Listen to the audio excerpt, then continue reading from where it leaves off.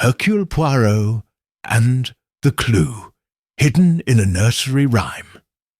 Chapter 1. The Strange Death of Lady Evelyn.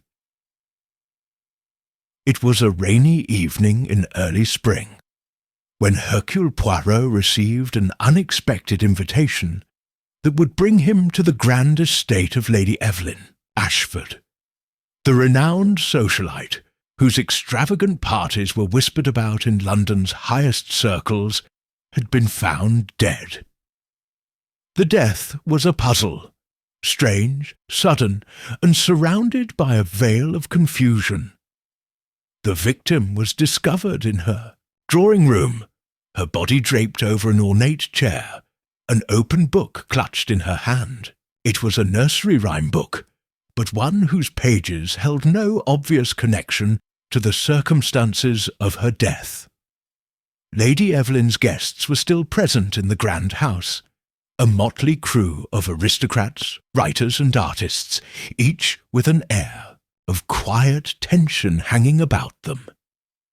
Everyone had something to hide. Poirot's mind raced as he absorbed the details, his brilliant grey eyes scanning the room with a meticulousness that few could rival. He could feel the subtle discord in the air, the undercurrent of suspicion that ran through the estate like an invisible thread. A strange note had been found near the body, a verse from an old nursery rhyme scrawled hastily in ink.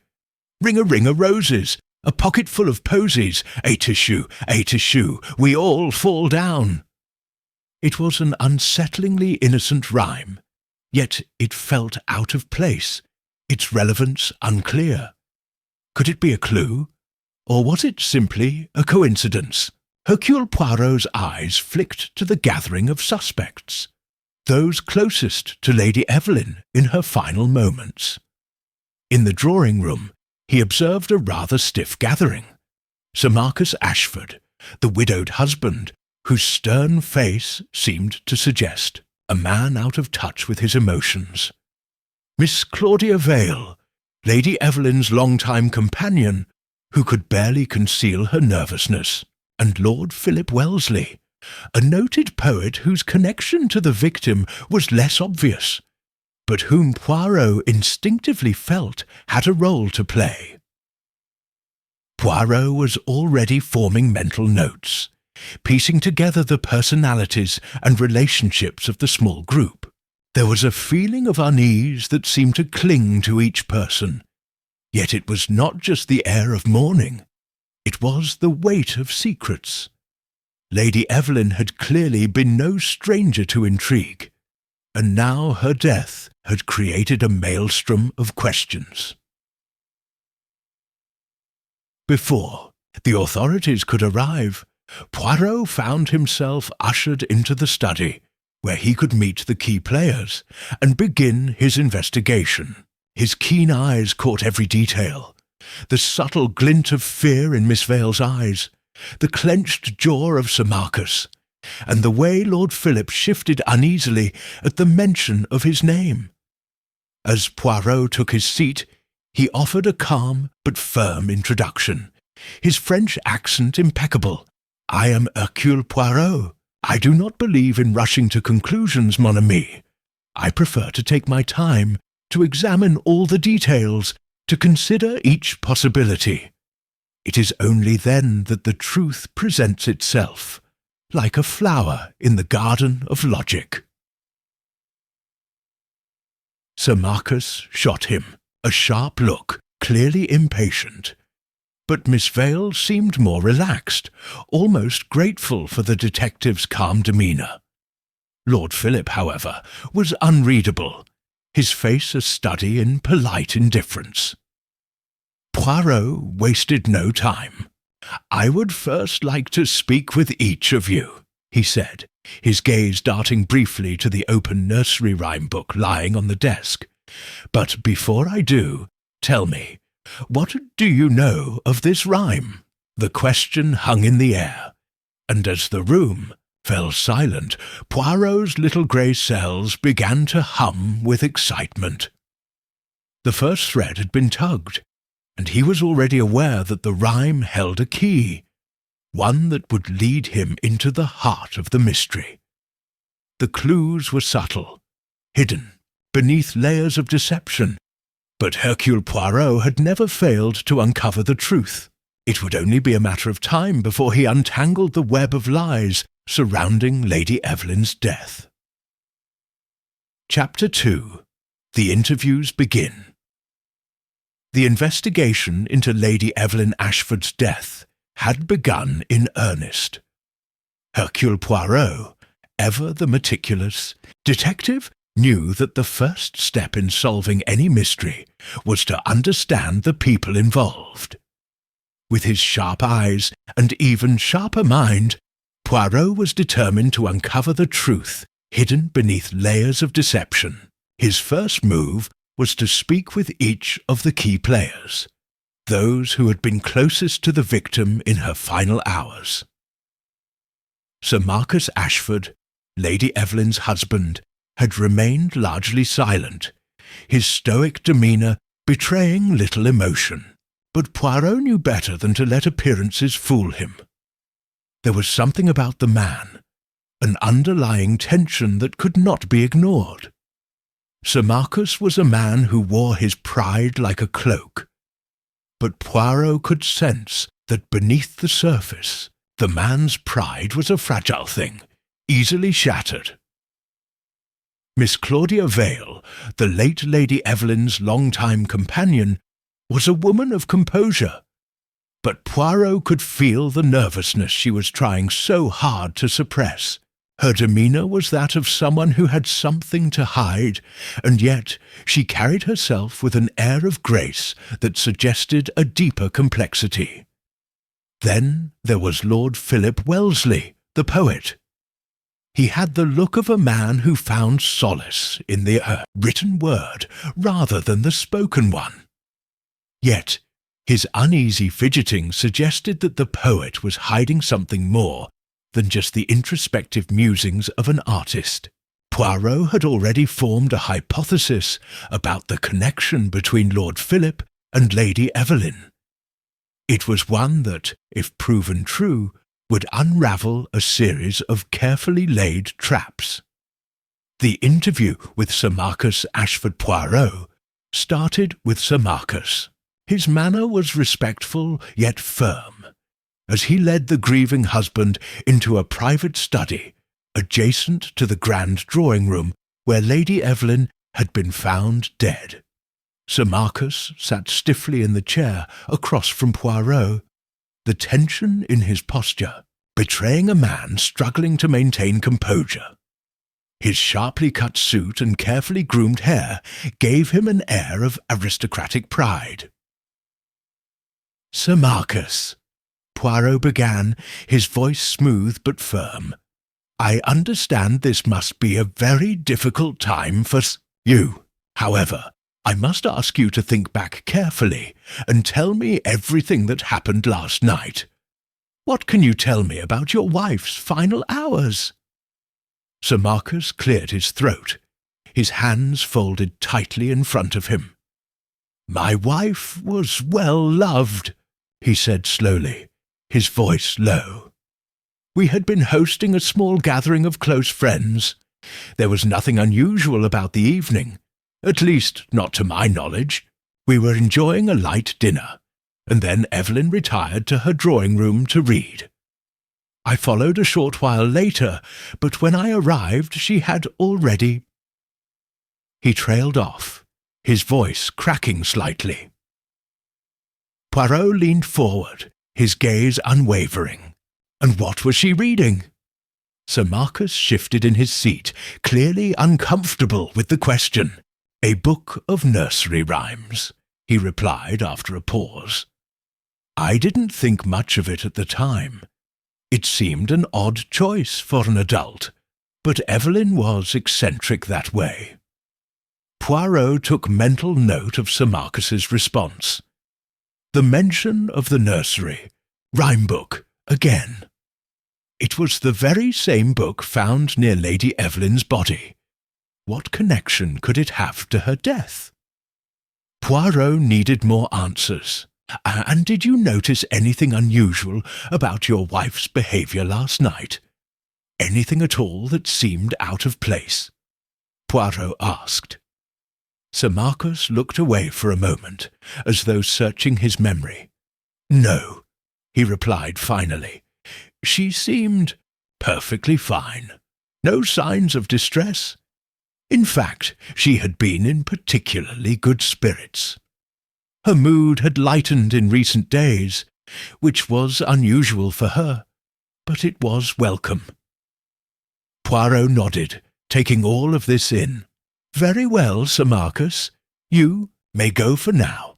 I may have further questions for you later. As Sir Marcus stood to leave, Poirot's eyes narrowed.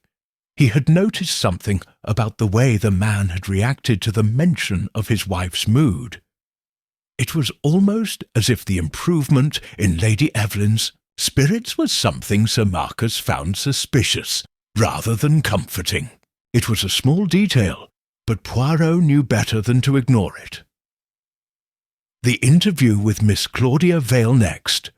Poirot turned his attention to Miss Claudia Vale.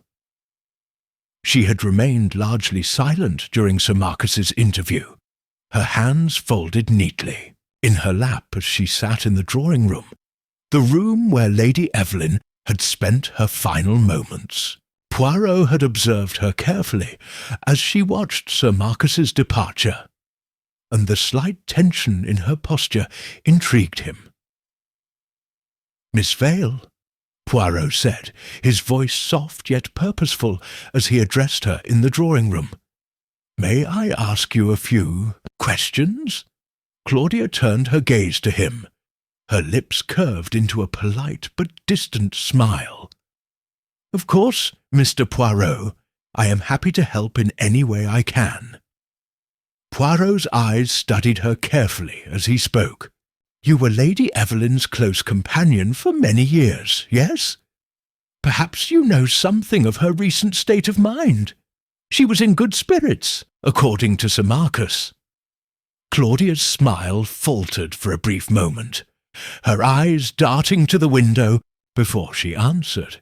Yes, Lady Evelyn had seemed better of late, but it's hard to say for certain. We had our disagreements, as any two people would, but we were very close. Disagreements, Poirot repeated, his voice carefully modulated. What kind of disagreements?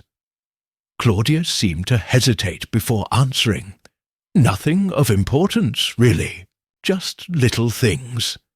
Lady Evelyn had always been a strong-willed woman, and she had her own ideas about the way things should be. We clashed, but, well, nothing that would have led to anything drastic. Poirot leaned forward slightly. And what of the nursery rhyme book? Did Lady Evelyn ever mention it to you? Claudia's eyes widened, and for a moment she seemed taken aback by the question. A nursery rhyme book? No, I don't recall her ever mentioning it to me, but then again, she had a great many books. Perhaps it was simply a passing fancy. Poirot's gaze never wavered as he observed her response. Claudia's reaction was telling. She had been caught off guard by the question, and yet her answer was swift, almost rehearsed. There was something about it that didn't sit right with Poirot. Was she hiding something? Or was she merely trying to cover up her own nervousness? Thank you, Miss Vale, Poirot said, his voice polite but firm. I may have more questions for you later. The interview with Lord Philip Wellesley. The final interview for the day was with Lord Philip Wellesley. The poet had been quiet during the earlier interviews, his brow furrowed as he contemplated the tragic events that had unfolded. He had a somewhat melancholic air about him, and his quiet demeanour suggested a man lost in thought, perhaps overly sensitive to the emotional turmoil of the situation. Poirot led Lord Philip into a smaller study, where they could converse in private. "Lord Philip," Poirot began, "I have been made aware of your connection to Lady Evelyn. You were quite close, were you not?" Lord Philip sighed, his hands clasped together as he stared out of the window. Lady Evelyn was a remarkable woman. We had known each other for years, and our friendship had evolved over time. But of course she was married to Sir Marcus, and that always placed a certain distance between us. "And yet," Poirot continued, "there were rumours. Some suggested that your relationship with Lady Evelyn was more than just friendly. Can you speak to that?" Lord Philip's eyes shifted to meet Poirot's. His expression was one of guarded vulnerability. "The rumours, Mr. Poirot, are just that, rumours. Lady Evelyn and I were close, yes, but nothing untoward ever occurred between us. I respected her too much for that. But I suppose, in the eyes of others, our friendship could have been misinterpreted." Poirot studied the man intently. "And the nursery rhyme book?" he asked, his tone matter-of-fact. "Lady Evelyn was found with it in her hand. Did she ever mention it to you?" Lord Philip's expression darkened slightly, and for a moment Poirot thought he saw a flicker of unease pass through the poet's eyes. "No," he replied slowly, "I don't believe she ever mentioned it. But I do know that Lady Evelyn was very fond of poetry, as I am. Perhaps it was merely a whim to revisit her childhood." Poirot's mind raced as he listened to Lord Philip's words. There was something in the way he spoke, a subtle shift in his voice, that suggested he knew more than he was letting on. The nursery rhyme book had made its way into the conversation once again, and Poirot could not shake the feeling that it held the key to solving this mystery. The interviews were complete for the day, but Hercule Poirot knew that the case was far from solved. There were still many questions unanswered, and the nursery rhyme seemed to hold more significance than anyone could have imagined. Poirot's mind buzzed with possibilities, but one thing was certain. He was closer than ever to uncovering the truth. The first layer of the mystery had been peeled back, but Poirot was certain that more secrets lay hidden beneath. It was a matter of time before those secrets would be revealed, carefully and with the utmost precision. Chapter 3. The First False Lead. The following morning, Hercule Poirot sat in the elegant drawing-room of Ashford Manor, the sun filtering through the tall windows, casting soft rays of light across the polished wood floors. The house was peaceful. Too peaceful, Poirot thought. It had the stillness of a place that was hiding something. A house where the quiet was too heavy, where beneath every whispered conversation, behind every carefully composed face, secrets lurked. Poirot's little grey cells were already at work, analysing the details from the previous day's interviews. Sir Marcus, Miss Claudia Vale, and Lord Philip Wellesley all had offered their versions of the truth. But Poirot knew better than to take anything at face value. His instincts told him that someone was lying. But who, and why the nursery rhyme book found beside Lady Evelyn's body had seemed trivial at first. Yet it was the one constant that tied the investigation together. Everyone who had been interviewed so far had reacted to it in a manner that was either evasive or nervously dismissive. This seemingly innocent object had become the key to unlocking the case, and Poirot was determined to understand its significance. But first he needed more information. He had made arrangements to return to Ashford Manor that morning, where he would continue his inquiry. The manor was still shrouded in the same air of suspicion, its high ceilings and ornate decor masking the tension within. The police's first leaders, Poirot, sipped his morning coffee. The door to the drawing-room creaked open, and Inspector Charles, Baines, stepped inside. Baines was a man of average height, with the unremarkable features of a police officer used to dealing with the practicalities of crime. His thick, square glasses framed his face, and his uniform was pressed with the precision of someone who took their duties seriously. Yet Poirot could see the anxiety in his eyes. Something had happened, and Baines wasn't quite sure what to make of it. "Poirot, I've got something for you," Baines said, his voice heavy with the weight of authority. Poirot placed his cup down with a delicate click and turned his full attention to the inspector. "Ah, and what have you discovered, mon ami? You have news?" Baines lowered his voice, glancing around the room as though ensuring no one else was listening. "I've just received word from the constable in charge of the case. We've found something we didn't expect." Poirot raised an eyebrow. "And what is this something, Inspector?" "It's Sir Marcus Ashford," Baines continued, his voice tinged with both uncertainty and a hint of triumph. "We've discovered that Sir Marcus had been gambling heavily at a club in London. He owes a substantial amount of money, enough that it would take years to pay off. And the timing, it's suspicious. His debt had been mounting over the past few months, and Lady Evelyn would have known about it, if she had decided to confront him about it." Poirot leaned back in his chair, his fingers steepled in his signature pose. "Ah, I see. You believe this to be the motive.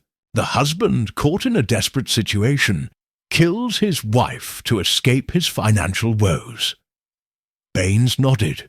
"It fits, doesn't it? And we found a letter in Sir Marcus's desk, one that was written the day before Lady Evelyn's death. Nadiro was addressed to her, asking for a meeting at Ashford Manor.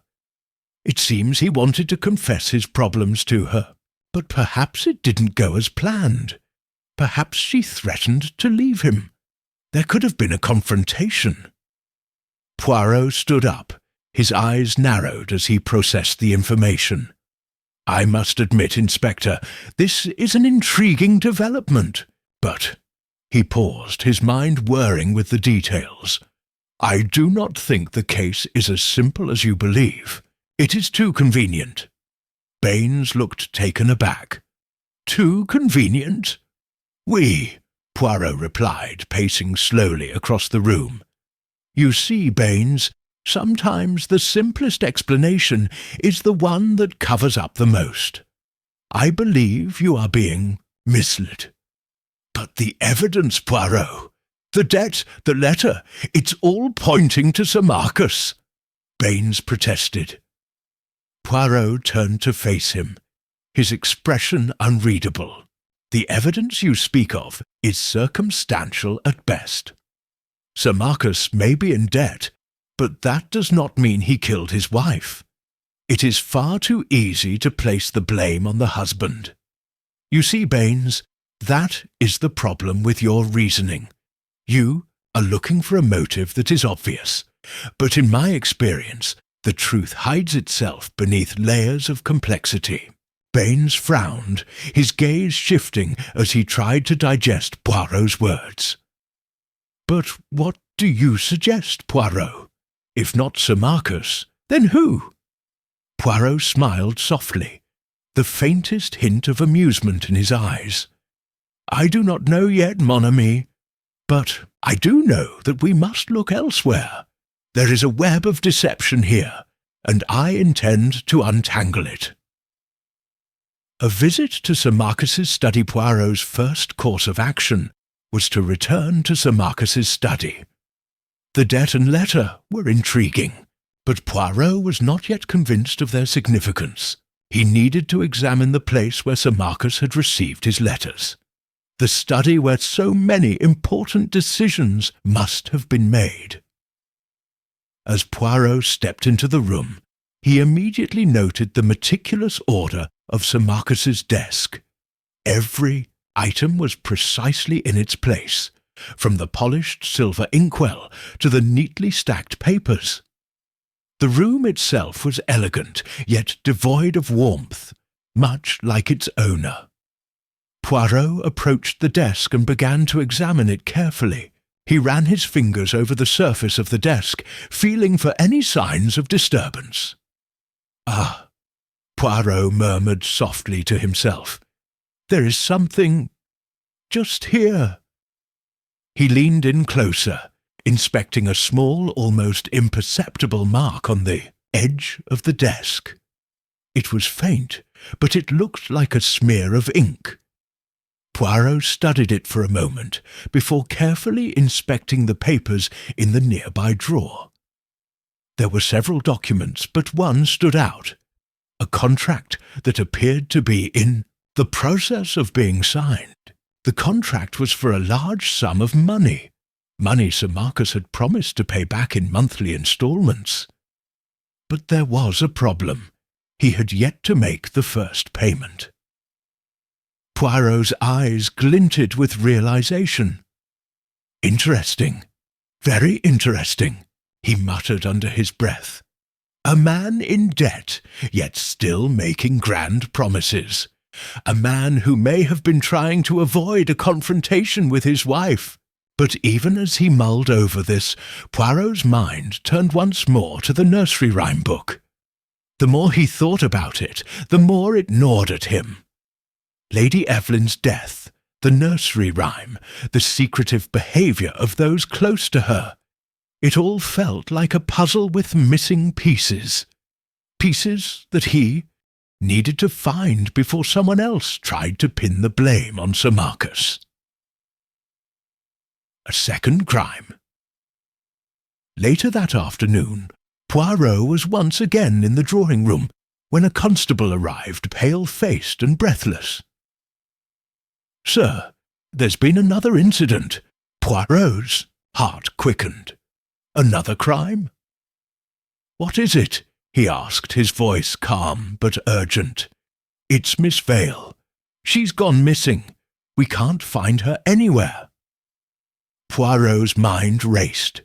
Miss Claudia Vale's disappearance was no coincidence. Something was amiss, and it wasn't just Lady Evelyn's death. The whole case was shifting, taking new shapes, becoming more complicated than he had anticipated. Without a word, Poirot stood up, his mind already working through the possibilities. "Take me to where she was last seen," he said, his tone commanding. As they made their way through the winding corridors of Ashford Manor, Poirot's thoughts were already ahead of the situation. Why had Miss Vale disappeared?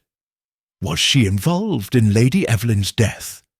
Or had she been taken for another reason entirely?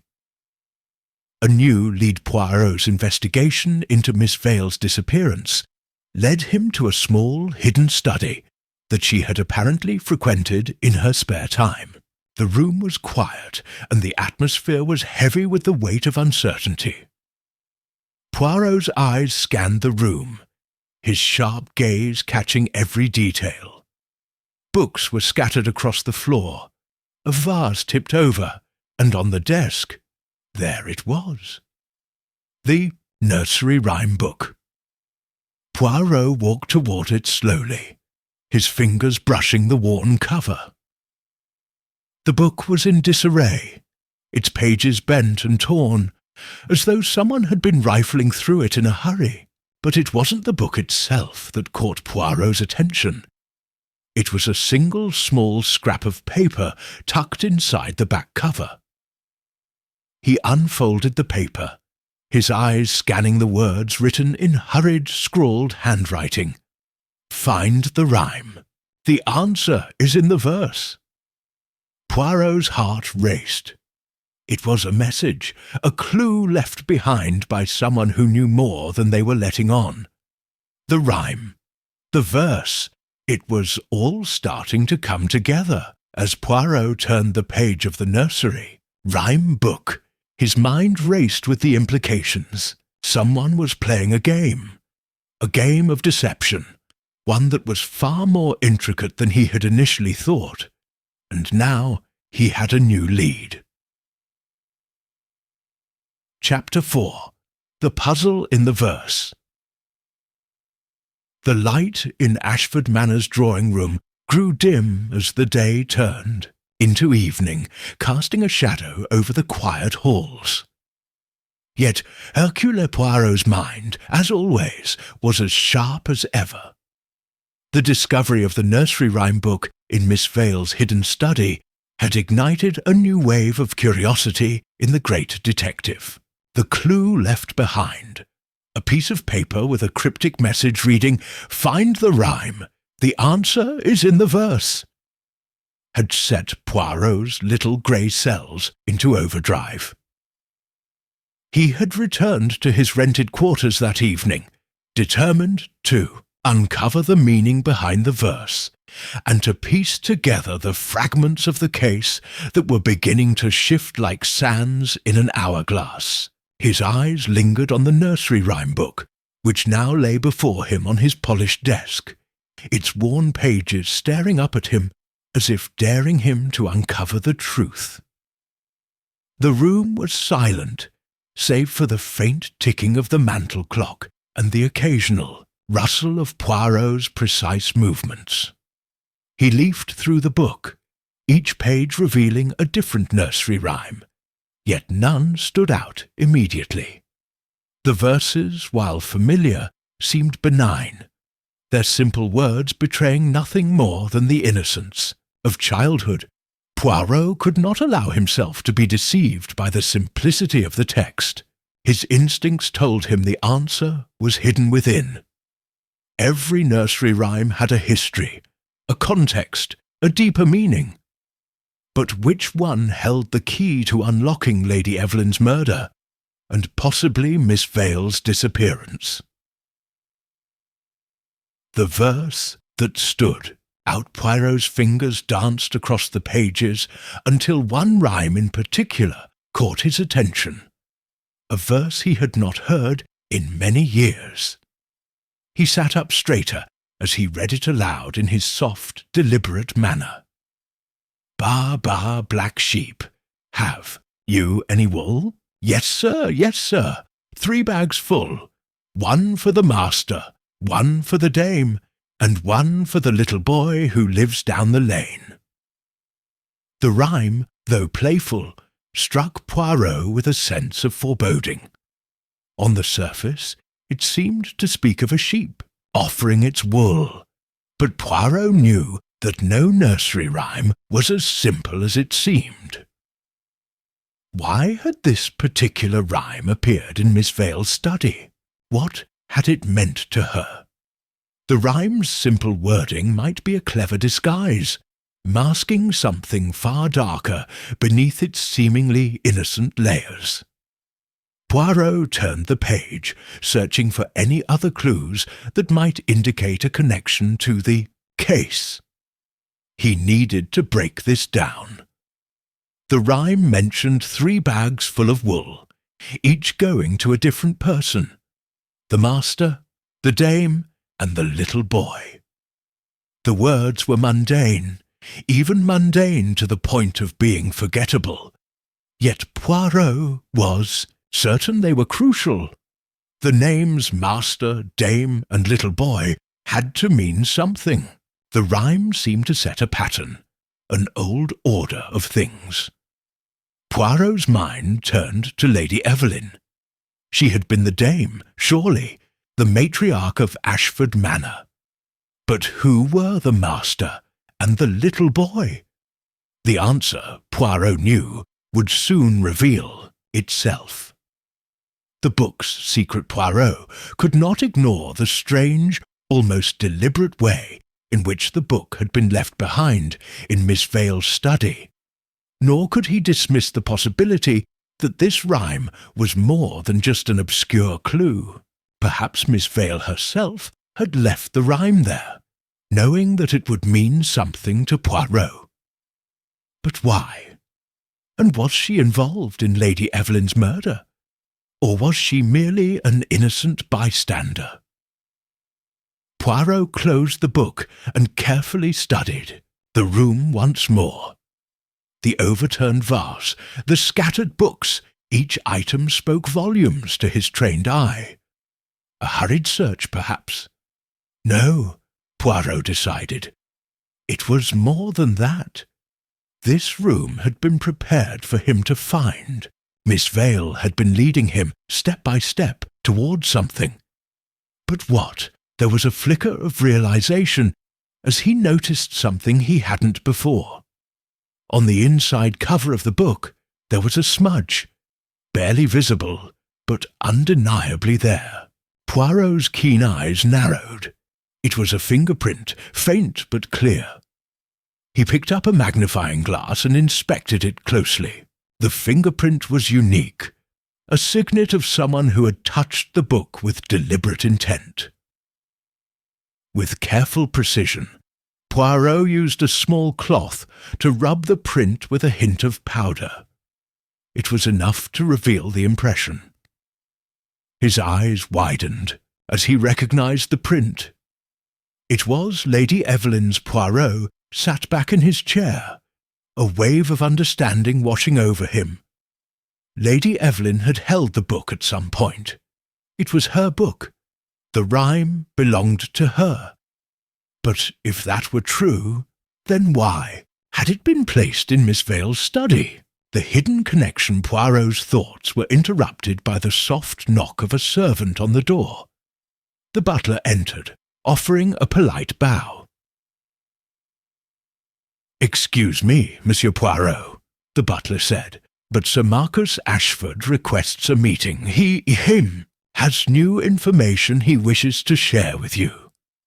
Poirot raised an eyebrow, surprised by the urgency in the request. Sir Marcus Ashford, the man who had been the primary suspect, was now asking to speak with him. Was this an act of desperation, or was the man trying to throw Poirot off the scent? "Very well," Poirot said, setting the nursery rhyme book aside. "I shall meet with him now. The confrontation with Sir Marcus A." Short while later, Poirot found himself standing in front of Sir Marcus's study once again. The room was grand, with its dark mahogany furniture, and tall shelves lined with books, the windows casting a gloomy light as dusk settled in. Sir Marcus sat behind his desk, his face pale and drawn. His eyes were bloodshot, as if he had not slept for days. Poirot's presence seemed to weigh heavily on Sir Marcus, but he motioned for the detective to take a seat. "Monsieur Poirot," he began, his voice tight, "I must admit I was not entirely forthcoming with you the other day. There are matters, things I did not tell you." Poirot's lips curled into a slight smile. "Ah, mon ami, I suspected as much. You have not been entirely honest with me. But no matter. We all have our reasons, do we not?" Sir Marcus shifted uncomfortably in his chair. "It is true that I owe money. The debts have been growing, and I didn't want Evelyn to know. I thought I could handle it, find a way out. But when she discovered the truth, well—" He trailed off, clearly agitated. "I did not kill her, Poirot. I would never have harmed her. She was everything to me." Poirot leaned forward slightly, his eyes narrowing as he observed Sir Marcus closely. "And yet you had a letter in your desk, a letter requesting a meeting with her on the night she died. How do you explain that?" Sir Marcus's face flushed. "The letter was an apology," he said quickly. "I wanted to tell her everything, to beg for her forgiveness. I feared losing her, Poirot, but I did not harm her. I could never do that." Poirot's gaze softened, but only slightly. "I believe you, Sir Marcus, but someone else is hiding something. You are not the only one with secrets in this house." At that, Sir Marcus fell silent, his eyes darting nervously around the room. Poirot could see that there was more to the story, more than Sir Marcus was letting on. But what a mysterious visitor! Later that night, Poirot sat alone in his quarters, pondering the new developments. Sir Marcus had admitted his financial troubles, but his story seemed incomplete. The letter, the nursery rhyme, and now Lady Evelyn's fingerprints on the book. Everything pointed to something larger, something more intricate than a simple domestic dispute. As Poirot turned the pages of his notes, he heard a soft knock at the door. He opened it to reveal the butler once again, his expression grave. "Excuse me, Monsieur Poirot," the butler said. "There's someone here to see you. A visitor, a woman. She says she has information that may help you." Poirot's curiosity piqued. "Bring her in." A moment later, a woman stepped into the room, her face partially obscured by a veil. She was tall, elegant, and her presence seemed to command the room. Her eyes, however, were filled with a strange mixture of fear and resolve. "I am Lady Geraldine," she said quietly, her voice trembling slightly. "I have information about the murder of Lady Evelyn." Poirot's pulse quickened. Another lead, another piece of the puzzle. "Tell me, Lady Geraldine," he said, motioning for her to sit. "What do you know?" She took a deep breath, her hands clasped tightly in front of her. "I knew Lady Evelyn. We were close once. But I never thought it would come to this." She hesitated, her eyes darting nervously around the room. It was Claudia Vale. She was in love with Sir Marcus, and she... But before she could finish, the sound of hurried footsteps echoed down the hallway, and Lady Geraldine's voice faltered. Was this the breakthrough Poirot had been waiting for? Chapter 5. The Unravelling. Thread Poirot stood at the window, watching the rain fall steadily outside. The steady rhythm of the droplets hitting the glass was almost hypnotic, mirroring the relentless march of time that seemed to be slipping through his fingers. The case had taken another unexpected turn, and yet the more he uncovered, the more elusive the truth became. Lady Evelyn's murder, Miss Vale's disappearance, the cryptic nursery rhyme, and now the mysterious visitor. Each clue seemed to open up a new set of questions. Lady Geraldine's sudden appearance had startled Poirot. She had come with a sense of urgency, her face veiled in both fear and resolve. But her arrival also raised suspicion. She claimed to know something vital about Lady Evelyn's murder, but her words were cut short by the interruption that had left her trembling. "What do you know, Lady Geraldine?" Poirot had asked, his mind racing. "Who exactly is Claudia Vale, and how is she involved in all of this?" The lady's words hung in the air like the scent of a storm before the rain. Claudia Vale. That name had cropped up repeatedly in the investigation, and now it was clear that she had some link to both Sir Marcus Ashford and the late Lady Evelyn. But what? Was she a lover? A rival? Or had she been something darker? An accomplice in a plot Poirot had yet to understand? Poirot's thoughts were interrupted by the soft knock of the butler at his door. "Excuse me, Monsieur Poirot," the butler said, his voice strained. "Sir Marcus Ashford has requested to see you once more. He insists it is urgent." Poirot turned away from the window, feeling the weight of the case settling on his shoulders like a heavy cloak. "Of course," he replied. "Show him in." A desperate confession. The door opened, and Sir Marcus entered the room, his usually impeccable appearance now slightly dishevelled. His face was pale, his eyes bloodshot, as if he had not slept or eaten properly in days. He had the air of a man under immense pressure, a man whose world was crumbling around him. Poirot studied him carefully. There was something different in Sir Marcus's demeanour now, something that suggested the man was on the edge of a breaking point. Poirot gestured to the chair opposite his own. "Please, Sir Marcus, sit. You have news for me, I understand." Sir Marcus sank into the chair with a heavy sigh. He seemed hesitant, as if weighing his words carefully before speaking. "Poirot, I've come to confess something," he began, his voice shaking. "I don't know who else to turn to. I've told you part of the truth, but there's more, much more."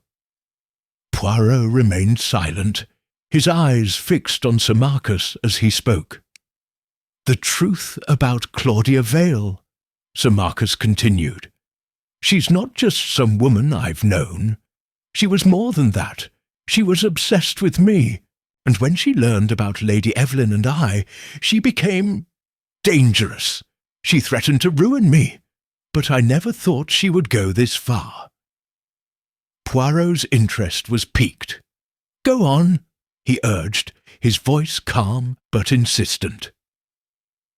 Sir Marcus leaned forward, his eyes wild with fear. "She didn't just want me, Poirot. She wanted everything. The house, the title. She was planning to marry me, to take Evelyn's place. But Evelyn was not a fool. She knew. She confronted Claudia, and I should have done something sooner. I should have stopped it." Poirot's mind raced as he took in Sir Marcus's confession. "You are telling me that Claudia Vale was the one who—" "No!"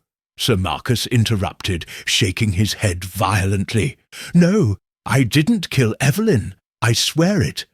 But I was too weak to stop her. I was too weak to get out of the mess she had created.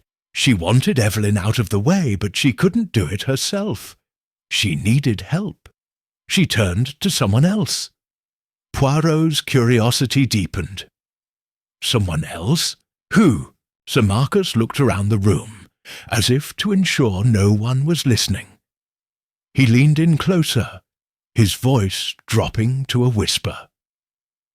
"Miss Vale, Claudia. Claudia convinced her to help. She said that they could make it look like an accident. They planned to kill Evelyn. They planned to poison her." Poirot's expression remained unreadable, but his mind was already processing the information. "And did they succeed?" "No," Sir Marcus replied, his voice trembling. "Evelyn fought back. She must have suspected something. She was never going to be easy to deceive. That's why Miss Vale panicked. She must have changed the plan at the last moment." Poirot's brow furrowed. "You are suggesting that Miss Vale was directly involved in the murder?" Sir Marcus nodded slowly. "Yes, I believe she was. But she didn't do it alone. Claudia Claudia manipulated her. And now, I fear, it's too late to stop what's coming. Claudia is still out there, and she won't stop until she gets what she wants. Poirot sat back in his chair, absorbing Sir Marcus's words. The plot was thickening, and yet many questions remained unanswered. What had driven Miss Vale to become an accomplice in such a crime? What was the true motive behind Claudia Vale's actions? And why had she left such an elaborate trail of clues? Clues that Poirot now followed like breadcrumbs, leading him ever closer to the truth. A dangerous game.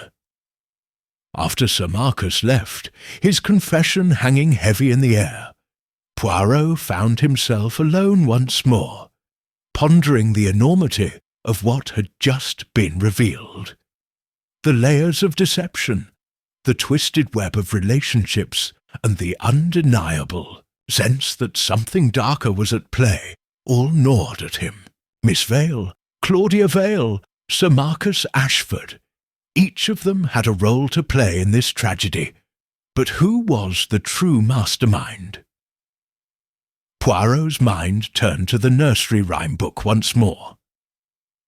Lady Evelyn's fingerprints on the pages, the cryptic, verse, the references to wool and the different recipients. The rhyme seemed like a key to unlock the entire mystery. The rhyme spoke of 3 bags of wool, 1 for the master, 1 for the dame, and 1 for the little boy.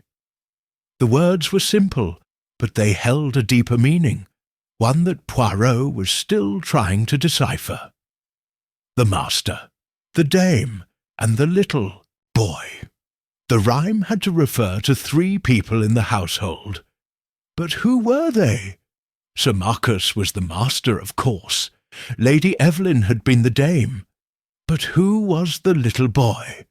Was it Miss Vale or someone else? Poirot's thoughts were interrupted by a sharp knock on the door.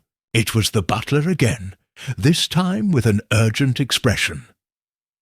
"Excuse me, Monsieur Poirot," the butler said, "but there is something you must see. A package has arrived for you, marked with your name." Poirot raised an eyebrow. "A package? Please, bring it to me." A moment later, the butler returned, holding a small, unmarked package wrapped in plain brown paper. Poirot took it from him, his fingers tracing the edges of the package.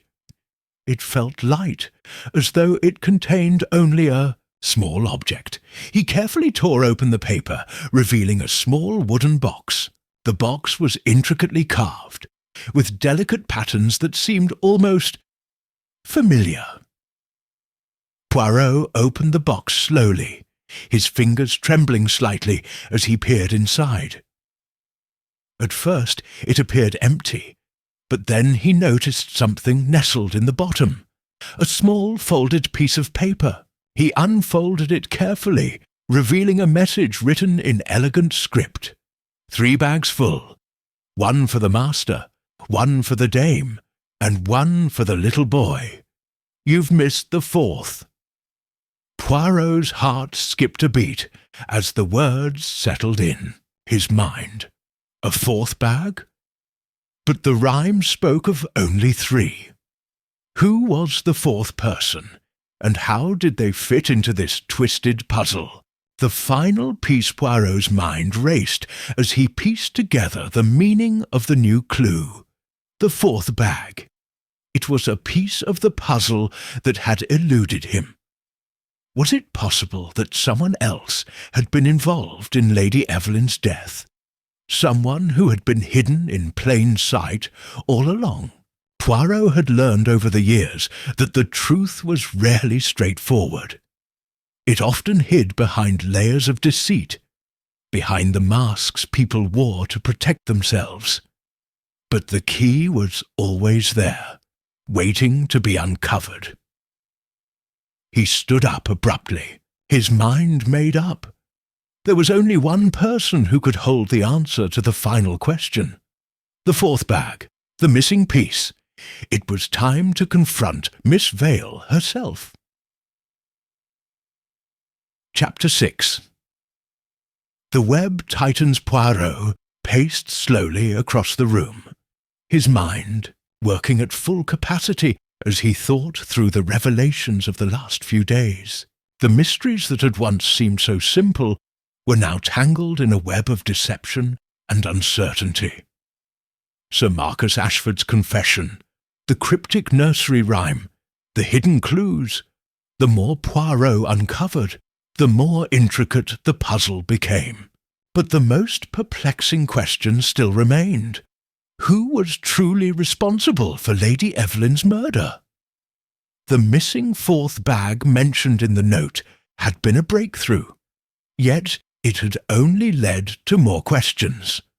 Claudia, Vale's involvement, Sir Marcus's hesitant confession, and the ever-present shadows of Lady Evelyn's tragic demise seemed to pull Poirot deeper into a game of psychological manipulation.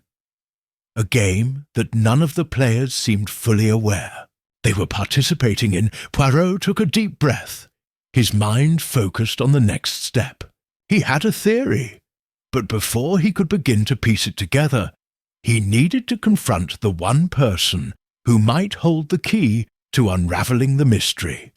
Claudia Vale. The confrontation with Claudia Vale Poirot arrived at Claudia Vale's residence. The following morning, his posture immaculate as he stood before the door, preparing for what would undoubtedly be a crucial encounter.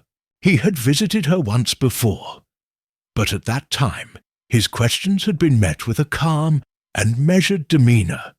Too calm, perhaps, for someone caught in the midst of such a dark plot. This time, Poirot was determined to break that facade. They took his house, door creaked open, and a maid ushered Poirot into a tastefully decorated sitting room, where Claudia Vale sat, her eyes downcast. She was a striking woman, tall and composed, with dark, penetrating eyes that seemed to miss nothing. Her demeanour remained calm, even as Poirot entered the room and took a seat across from her. "Ah, Mademoiselle Vale," Poirot began, his voice smooth yet firm. "You are quite the enigma, I must say. A woman of many talents and perhaps even more secrets." Claudia's lips curled into a slight smile, but it did not reach her eyes. "I assure you, Monsieur Poirot, there are no secrets. Here, I've told you everything I know." Poirot studied her carefully, looking for any sign of discomfort, any flicker of guilt or fear. He found none. "Everything, you say?" he replied, raising an eyebrow. "Then you must explain to me what you meant by your involvement with Sir Marcus Ashford." Claudia's expression faltered only for a moment, but Poirot had already seen it. The briefest of hesitations, a shift in the balance of power. "I've already told you," she said, her voice calm. "I had a history with Sir Marcus, but nothing more. He was a friend. He is a friend." "Ah, but that is not what Sir Marcus tells me, mademoiselle," Poirot countered. "He speaks of a different relationship, one that involved threats, jealousy, and even murder. Tell me, how do you explain that?" Claudia's eyes narrowed, slightly, but she did not respond immediately. Poirot pressed on. "And then there is the matter of the nursery rhyme, Mademoiselle Vale. You know, the one with the 3 bags of wool. You know of its significance, don't you?" Claudia's posture stiffened, her gaze flickering toward the window for just a moment. Poirot could sense that the mention of the rhyme had struck a nerve. "I do not see what that has to do with anything," she said, her voice icy. Poirot leaned forward, his eyes locking with hers. "Everything, mademoiselle. The rhyme speaks of 3 bags, one for the master, one for the dame, and one for the little boy. But who, I wonder, is the 4th bag? You see, I have been searching for that 4th bag, and I suspect it is much closer to you than you would like to admit." Claudia's lips tightened into a thin line, but Poirot could see the wariness in her eyes. She was hiding something, and Poirot was determined to uncover it, a glimpse of the truth. There was a long silence between them. Claudia Vale's eyes flickered toward the door, as though contemplating making a hasty exit. Poirot, however, remained unmoved, his gaze unwavering. He knew that the next words out of her mouth would be crucial. "I do not know what you are insinuating," Claudia said at last, her voice tinged with frustration. "I have no involvement in Lady Evelyn's death, Monsieur Poirot. You are wasting your time." Poirot smiled, though his expression held no trace of warmth. "Ah, but you see, mademoiselle, you are mistaken. I am not wasting my time. I am simply searching for the truth as I always do." A beat passed, and then Claudia seemed to crumble beneath the pressure. Her shoulders sagged, and she let out a long, weary sigh. "Perhaps it is time you learned the truth then. But I warn you, it is not a story I wish to tell." Poirot leaned forward, his eyes glinting with sharp intelligence. "Tell me, mademoiselle, Vale, the truth, all of it." Claudia hesitated for a moment before speaking, her voice low and filled with emotion. "Lady Evelyn knew. She knew that I was once involved with Sir Marcus. She knew that I still had feelings for him. She knew everything. And when she confronted me, she threatened to expose everything. She told me she would ruin me, and I would lose everything." Poirot's heart raced as he absorbed her words. "So, you admit it. You had a motive to see her gone." Claudia's lips trembled. "I did not kill her, Monsieur Poirot. I swear it. But I did have a part in it. I tried to convince her to leave Sir Marcus, to let him go, but she refused. She said she would never give him up. And when she wouldn't listen, I turned to someone else for help." Poirot's mind began to race. This was the breakthrough he had been waiting for. Someone else? Who? Claudia's eyes filled with sorrow, and for the first time, Poirot saw a crack in her composed exterior. "I turned to Miss Vale. I convinced her that Lady Evelyn would destroy us both. We needed to stop her before it was too late." Poirot's pulse quickened as Claudia continued. "But I never intended for it to go this far. Miss Vale, she wasn't like me. She was desperate. She didn't hesitate. She took matters into her own hands. And before I knew it, Lady Evelyn was dead." Poirot felt a chill creep down his spine as the full weight of the confession settled upon him. Claudia Vale had been an accomplice, but she had not been the one to strike the fatal blow. The true killer, it seemed, was someone even more dangerous than he had imagined. The revelation Poirot stood up suddenly, the pieces of the puzzle finally falling into place. He could no longer ignore the facts. The involvement of Miss Vale, her sudden disappearance, and the strange behaviour of those closest to Lady Evelyn, all of it pointed to a single truth. But there was more. "Where is Miss Vale now?" Poirot asked, his voice tight with urgency. Claudia's face went pale as she stood from her seat. "I don't know. She She disappeared the night of the murder. I tried to stop her, but it was too late. Poirot's mind raced, his thoughts connecting the dots faster than he could process them. Claudia Vale had confessed to being complicit in Lady Evelyn's death, but Miss Vale was the one who had carried out the crime.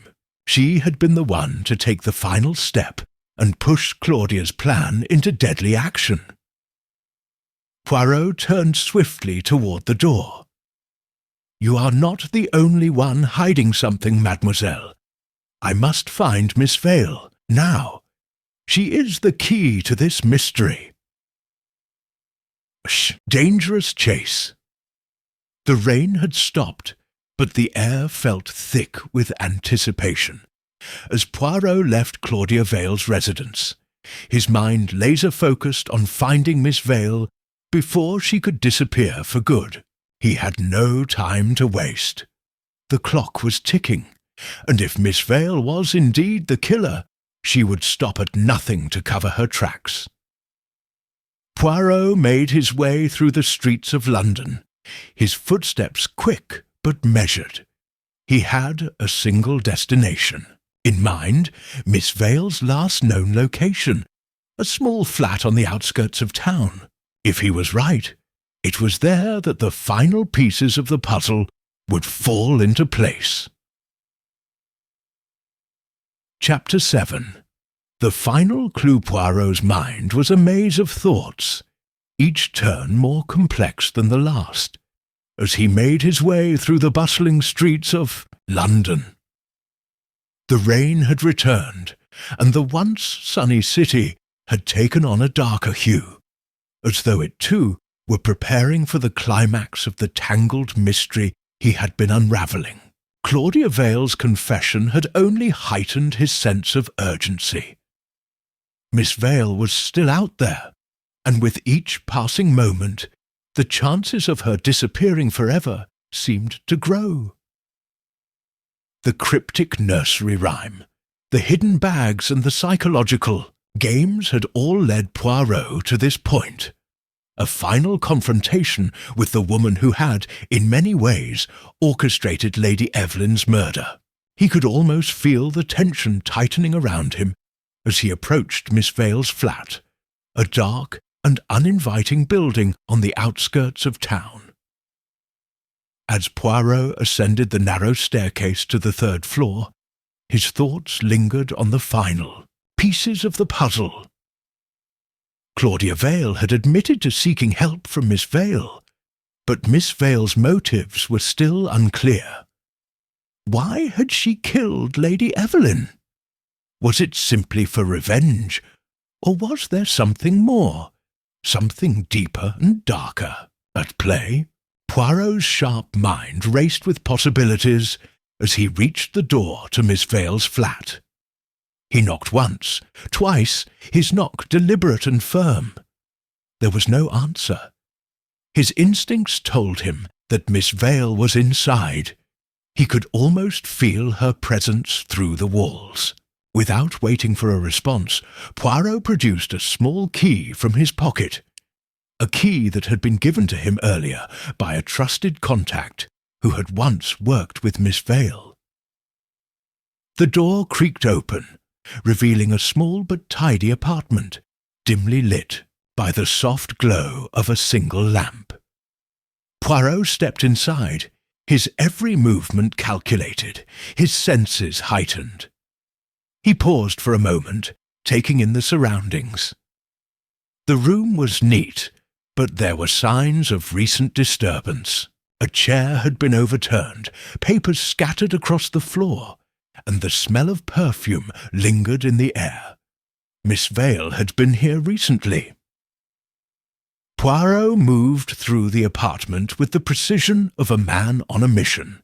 He knew the truth was close, and with every step he could feel the weight of the mystery pressing in on him.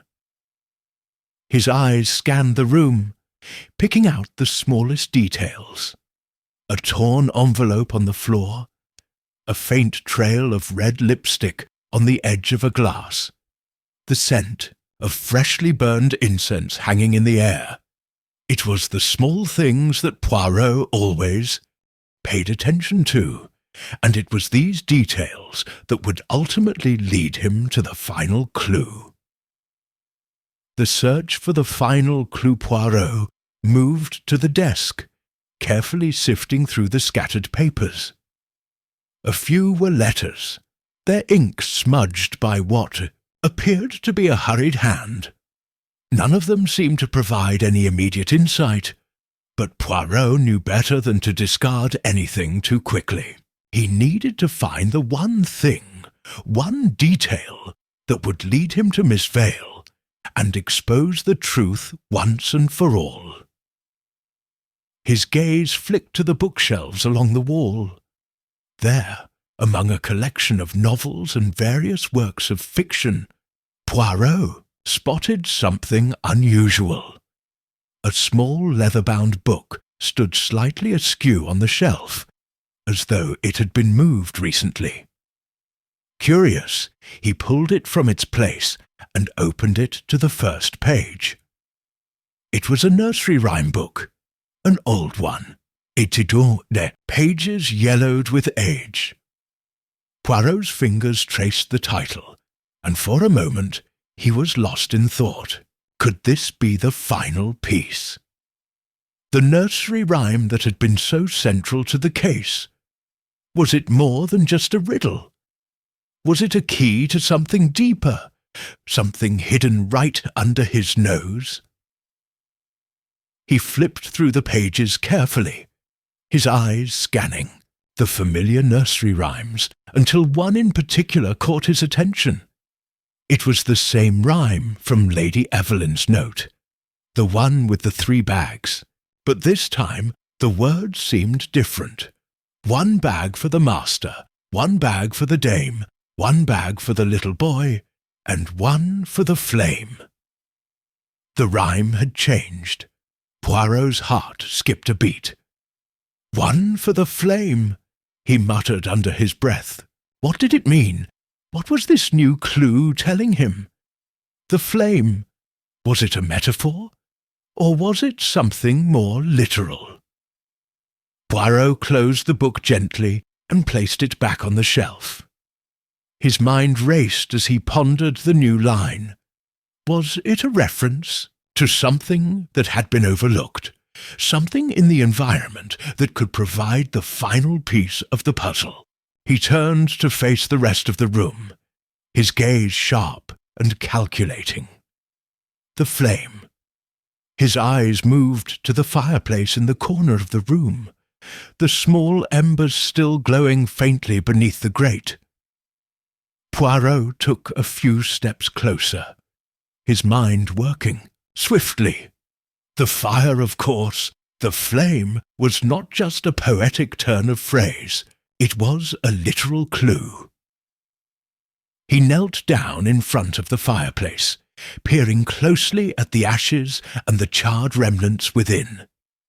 There, nestled among the blackened wood, Poirot spotted a small object, part of a broken locket. He carefully retrieved it, his fingers delicate as they brushed away the soot. It was unmistakable. The locket had once been part of a matching set, but only one half remained. The other half, he realized, had to be with Lady Evelyn. This was the final clue, the link between Miss Vale, Claudia Vale, and the murder of Lady Evelyn. Poirot stood, the locket in his hand, and looked around the room. Everything was starting to fall into place. The rhyme, the flame, the locket, it all pointed back to one crucial detail, the motive behind the murder. Miss Vale had not just killed Lady Evelyn out of jealousy or anger. She had done it to claim something of immense value. The locket was not just a trinket, it was a key to something far more significant. But why had she hidden it in the fire? Why destroy it if it was so important? Poirot's mind worked tirelessly, his thoughts flashing to the earlier pieces of the puzzle. Lady Evelyn had been connected to a great wealth, and that wealth was somehow tied to the mystery of the locket. But who stood to gain the most from Lady Evelyn's death? It was time to return to the suspects. The gathering of the suspect Poirot left Miss Vale's apartment with a renewed sense of purpose. The final clue had given him the key he needed, but there were still questions that lingered. How could Miss Vale, in all her desperation, think she could escape the consequences of murder? And what of Claudia Vale? Had she known about the locket's significance? It was time to confront them both, to force them to reveal the truth. The gathering of suspects was imminent. Poirot had invited all of them to meet him at the estate of Lady Evelyn, where the tragedy had unfolded. It was there, under the cold grey skies, that Poirot would piece together the final truths and reveal the identity of the killer. As the suspects arrived one by one, Poirot observed them carefully, noting every detail. Their body language, their expressions, the way they interacted with one another. Every movement spoke volumes, and Poirot was ready to listen. First, there was Claudia Vale, standing tall and composed as always. But Poirot could see the anxiety in her eyes, the way she kept glancing toward the door, as though expecting someone to walk in. Sir Marcus Ashford, too, was visibly uneasy, his hands clasped tightly in front of him, as if to steady himself against the growing tension in the air. And then there was Miss Vale, her presence as cold and distant as ever, but her eyes flickering with something else, something Poirot could not quite place. He was certain now that she knew her time was running out, and it was only a matter of moments before the truth would come spilling out. The final reveal. Poirot stood before the group, his expression calm but intense. He knew that the moment had arrived, the moment when the tangled web of lies and deception would finally be unravelled. He held up the broken locket, its pieces gleaming under the dim light. "This," Poirot began, his voice steady, "is the key to the entire mystery. The locket was hidden in the flames, perhaps as a way to destroy the evidence. But it is not the flames that tell the true story. It is the locket itself." Claudia Vale's eyes widened as Poirot continued. "This locket, once belonging to Lady Evelyn, contained a secret. The second half of it, the one Miss Vale had, contained a document, a deed, a will, a transfer of wealth. But only one half of the locket could be found, and that half had been destroyed in the fire." Miss Vale stiffened, her face pale. Poirot's eyes never left her. "You knew, Miss Vale. You knew that if Lady Evelyn died, you would inherit her wealth. That is why you killed her. But you never expected the locket to be found." The room fell silent. Claudia Vale seemed to collapse inwardly, her shoulders sagging as the weight of the truth came crashing down on her.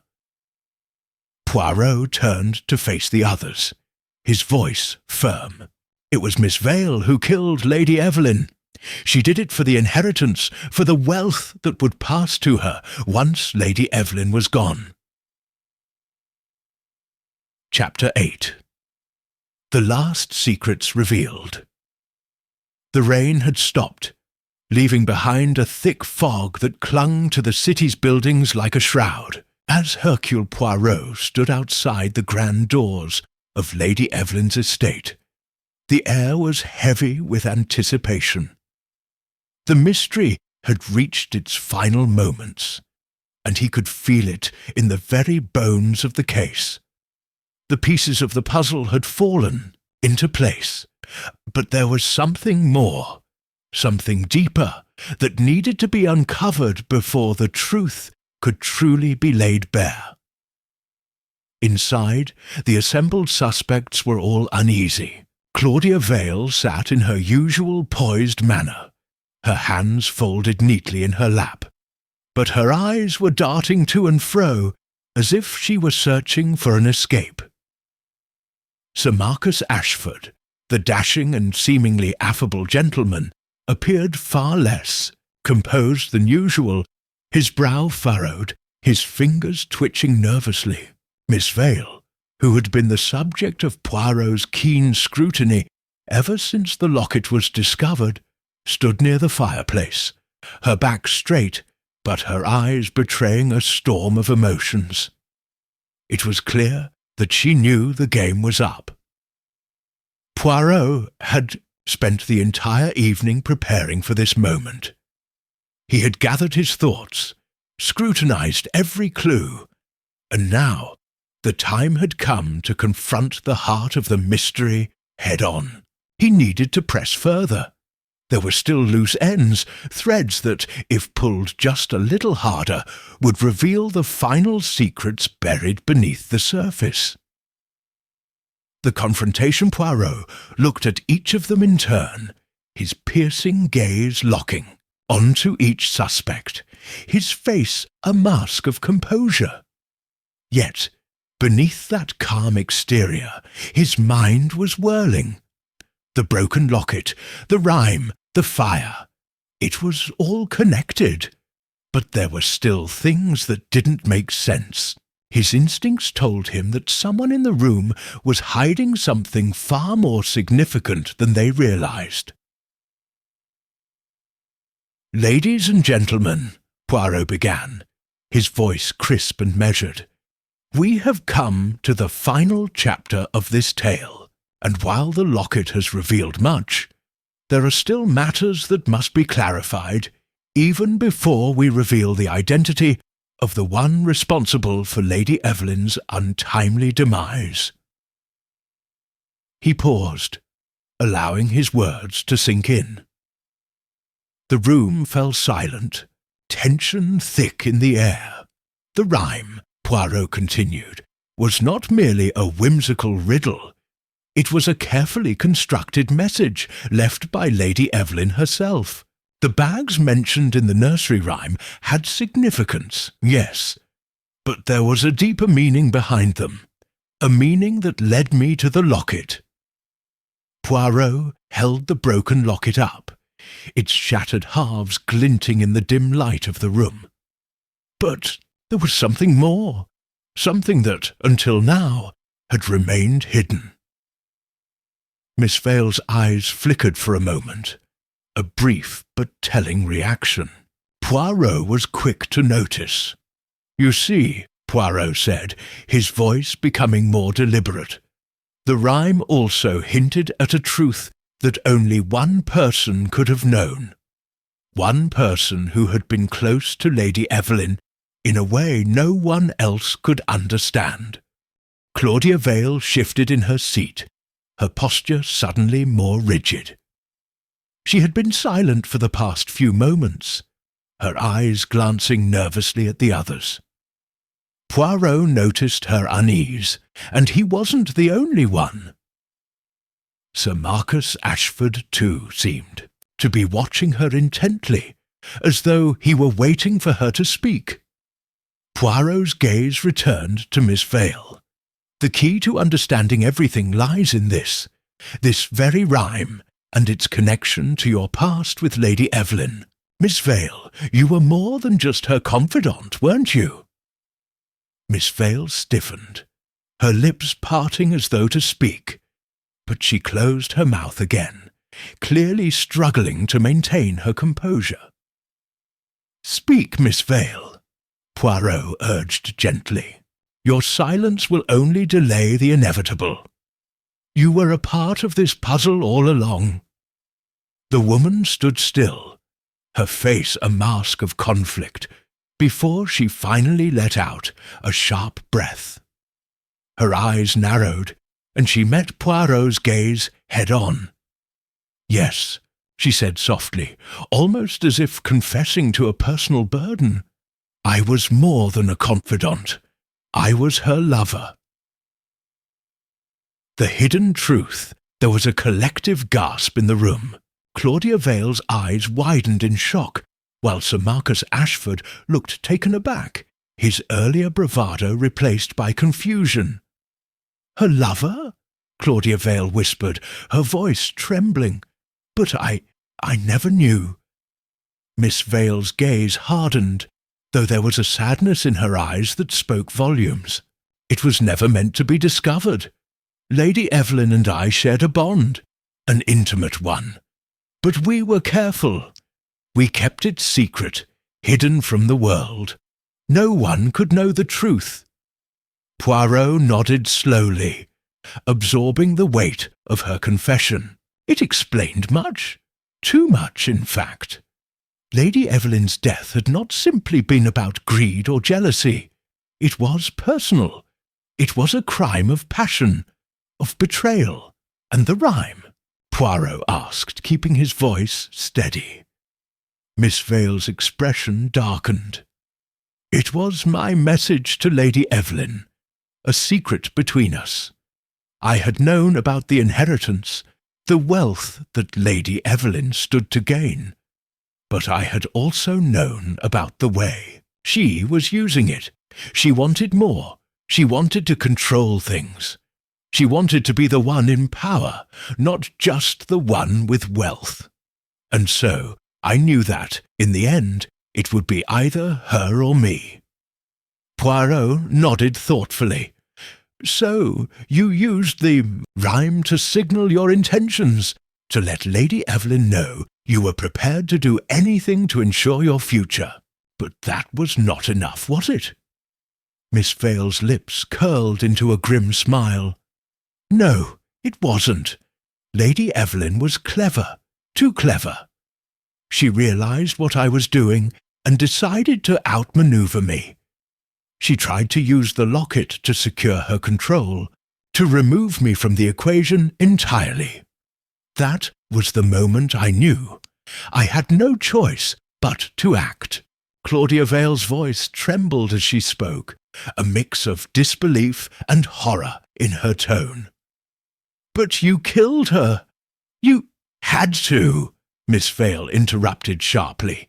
"She was going to ruin me. She was going to expose everything she knew about the locket and its significance. She knew what I had done, and she had every intention of using it against me. I had to make sure she never spoke again."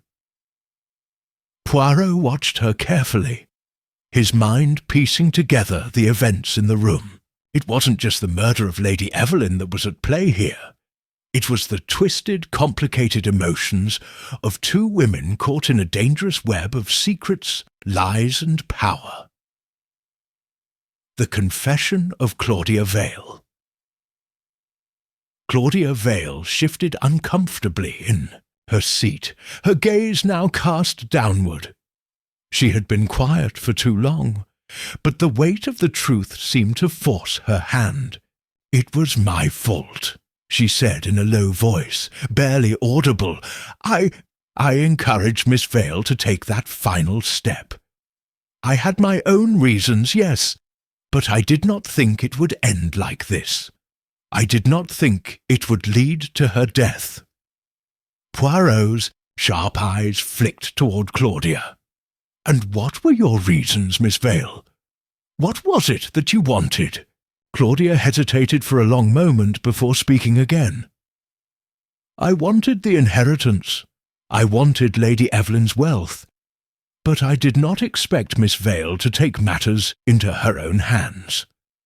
I thought the locket would be enough to get me what I wanted. But Miss Vale, she didn't care about the wealth. She cared about her own survival." The realization struck Poirot like a thunderclap. "So it was you who set this in motion. You planted the seed of doubt in Miss Vale's mind. You convinced her that the only way out was to kill Lady Evelyn. Claudia's face crumpled. I never thought she would do it. I never thought she would actually go that far. But once she did, I was trapped. There was no turning back. I couldn't stop her, and I couldn't let anyone know what we had done. Poirot watched the two women closely, his mind calculating, weighing their words carefully. It was clear now that Miss Vale and Claudia Vale were bound together in more ways than one. The locket, the rhyme, the murder, it all fit together in a twisted tale of betrayal, deception, and greed. The final moments, with the truth now laid bare, Poirot addressed the group. The crime has been solved, but the consequences will be far-reaching. Lady Evelyn's death was the result of a complex web of emotions, secrets, and lies. Both of you, he looked at Miss Vale and Claudia, played a part in her demise. But now justice must be served. The silence in the room was palpable. Claudia Vale looked away, unable to meet Poirot's gaze. Miss Vale, too, appeared, resigned to her fate. The weight of their actions was heavy on them both, and there was no escaping it. Poirot took a deep breath. You will both be held accountable for your roles in this tragic event. But there is no need for further deception. The truth has been revealed. And so the final chapter of the case was written. Hercule Poirot, with his ever-steady mind, had unravelled the tangled web of lies and deception. Lady Evelyn's death was no longer a mystery. The secrets, once buried beneath the surface, had been brought to light, and justice had been served. Chapter Triste. A twist in the tale. The sound of the rain against the windows had stopped, and with it the air seemed to settle into an eerie calm. Hercule Poirot, seated at the centre of the drawing-room, watched the suspects closely. There was something in the silence, something lingering in the atmosphere that suggested the case was not yet finished. Something unfinished, unresolved. Lady Evelyn's death had been explained, but there were still questions, lingering doubts that needed to be answered. Poirot had learned long ago that nothing was ever truly as it seemed. Even when a case appeared closed, he knew better than to dismiss a feeling, a sudden shift, or a strange inconsistency. His mind, razor-sharp and ever-watchful, had picked up on something odd, something no one had noticed before. For all her confessions, for all the pieces that had come together, Miss Vale's final words still echoed in his mind. "I had to," she had said. "She was going to ruin me." The desperation in her tone had been clear, but Poirot, ever observant, had noticed something else. A subtle contradiction in her story, a gap between what she had said and what the evidence had suggested. Lady Evelyn had been killed in her own home, the clues pointing to the intricate play between greed, betrayal, and love. Yet the most important question, who had the most to gain, had not been answered entirely. The locket, the rhyme, and the careful orchestration of events pointed to Miss Vale, but Poirot had always believed there was more to uncover. The revelation of a hidden-hand Poirot stood from his chair and began to pace the room slowly, his hands clasped behind his back. The crackling fire in the hearth flickered in the dimly lit room, casting long shadows across the walls. The atmosphere was heavy with the weight of his thoughts. "Ladies and gentlemen," Poirot began, breaking the silence, "I must admit that the case, as it stands, has appeared to be solved. But I find myself still troubled.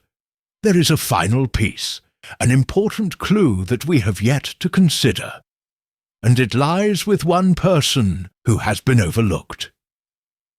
He turned toward Sir Marcus Ashford, who had been sitting in quiet contemplation, watching Poirot's every move. The man stiffened slightly, his eyes narrowing. "Sir Marcus," Poirot continued, his voice steady, "you have been a central figure in this investigation, yet your role has remained somewhat ambiguous. You were close to Lady Evelyn. You were the one who discovered her body, and you were among the first to be questioned by the authorities. But I wonder—" Poirot let the question hang in the air. Sir Marcus shifted uncomfortably in his seat, avoiding Poirot's gaze. "I have told you everything I know, Poirot. I have nothing more to add." Poirot smiled slightly, but it was a knowing smile. "Ah, but I believe there is more, Sir Marcus. You see, I have been thinking about your behaviour, your actions during the investigation, and most importantly, your relationship with Lady Evelyn." At this, Sir Marcus's face turned ashen. His hand reached for the glass of water on the table, but his fingers trembled as they wrapped around it. Poirot observed him closely, noting the subtle shift in his demeanour. "You knew Lady Evelyn well, did you not?" Poirot continued. "You were, after all, the one who introduced her to Miss Vale. Your involvement with her, and with this case, runs much deeper than you have let on." A deep silence filled the room.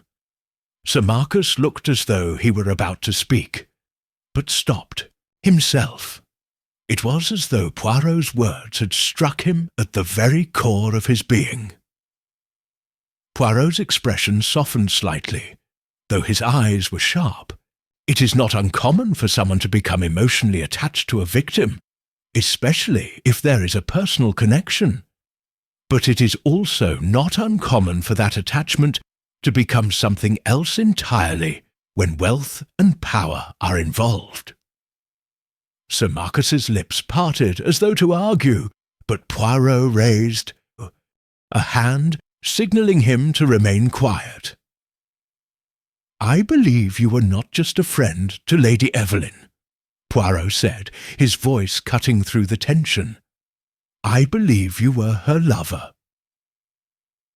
The room fell silent. Sir Marcus's face was now a shade of pale white, and his hand shook violently as it grasped the glass. "Poirot," Sir Marcus finally whispered, his voice low and trembling. "You do not understand. This is not how it seems. Poirot raised a hand to silence him, stepping closer to the man. "Sir Marcus," he began again, his voice calm yet unyielding. "You see, I understand very well. You were deeply involved with Lady Evelyn, and when she began to distance herself from you and grow closer to Miss Vale, you began to lose control." The unravelling of motives Claudia Vale, who had been listening with bated breath, now spoke up, her voice shaking slightly. "But why, Poirot? Why would Sir Marcus kill her? He was in love with her, wasn't he?" Poirot turned his gaze toward her. "That, my dear, is the most tragic part of this whole affair. You see, Sir Marcus did love Lady Evelyn, but love, when it is born of jealousy and insecurity, can lead a man down a very dark path." He looked back at Sir Marcus, who was now visibly sweating. The weight of Poirot's accusation seemed to press down on him, his every movement stiff and calculated. Lady Evelyn, in her wisdom, had begun to see through Sir Marcus's motivations. She realized that he was no longer the man she had once known. His obsession with her wealth, and with the inheritance she stood to gain, drove a wedge between them. As she pulled away, Sir Marcus realized that he would lose not only her love, but her wealth as well. In a moment of desperation, he made the decision to end her life. Poirot paused, allowing the gravity of his words to settle in the room. Sir Marcus's face twisted in anguish, and his eyes were wild with emotion. "No, no, Poirot, you're wrong," Sir Marcus stammered. "I didn't kill her. I loved her. I would never." Poirot's gaze was unflinching. "But you did, Sir Marcus. You killed her not because of hatred, but because of fear. Fear of losing everything." The room was still save for the crackle of the fire. Sir Marcus stood up suddenly, as though propelled by a force he could no longer control. "You do not understand," he said, his voice rising in pitch. "She was going to leave me. She was going to take everything from me. She told me she was going to give it all to Miss Vale. I couldn't let that happen. I couldn't." Poirot's voice cut through the chaos. "And so you killed her. You used the locket as a means to frame Miss Vale, knowing it would point the authorities in her direction. But the truth always finds a way to the surface, Sir Marcus." For a moment, Sir Marcus stood there, his shoulders sagging in defeat. The revelation, the truth of his own actions, seemed to weigh heavily on him. Poirot did not move, did not speak. He simply watched as the man crumbled under the weight of his guilt. The final pieces. After a long moment, Sir Marcus collapsed back into his chair, his face in his hands. "I never meant for it to go this far," he whispered, his voice hoarse. "I never wanted her to die, but the fear of losing everything, it consumed me." Poirot nodded, his expression sombre. "Fear is a powerful motivator, my friend. It can drive a person to do terrible things." Claudia Vale's eyes were wide with shock and disbelief. She had been right all along. Her suspicions about Sir Marcus's involvement had proven true. But there was no satisfaction in the revelation. There was only sorrow, the sorrow of a life taken too soon, and the destruction that had been left in its wake. "You will pay for your crime, Sir Marcus," Poirot said softly, his voice steady. "But at least now the truth is known." The Gitische room fell silent once again, the weight of the truth settling over them all. There would be no more lies, no more secrets. The mystery had been solved, but the cost of uncovering it had been high. Justice had been served, but the toll on those involved would never be fully erased. Poirot turned toward the door, his work complete. "It is time for the authorities to take over," he said. "The rest is beyond my control." Chapter 10. The Final Deductions. The storm had finally passed, leaving behind a quiet, almost oppressive calm. The mansion, once a bustling hub of secrets and whispers, was now a place of haunting silence. As Poirot stood in the drawing-room, the air thick with the weight of the truth, he allowed himself a moment of reflection. His task was almost complete.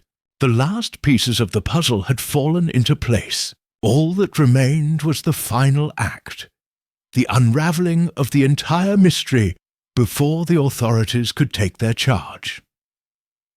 Claudia Vale, who had been sitting at the edge of the room, her face pale with the realization of Sir Marcus Ashford's guilt, stood and approached Poirot.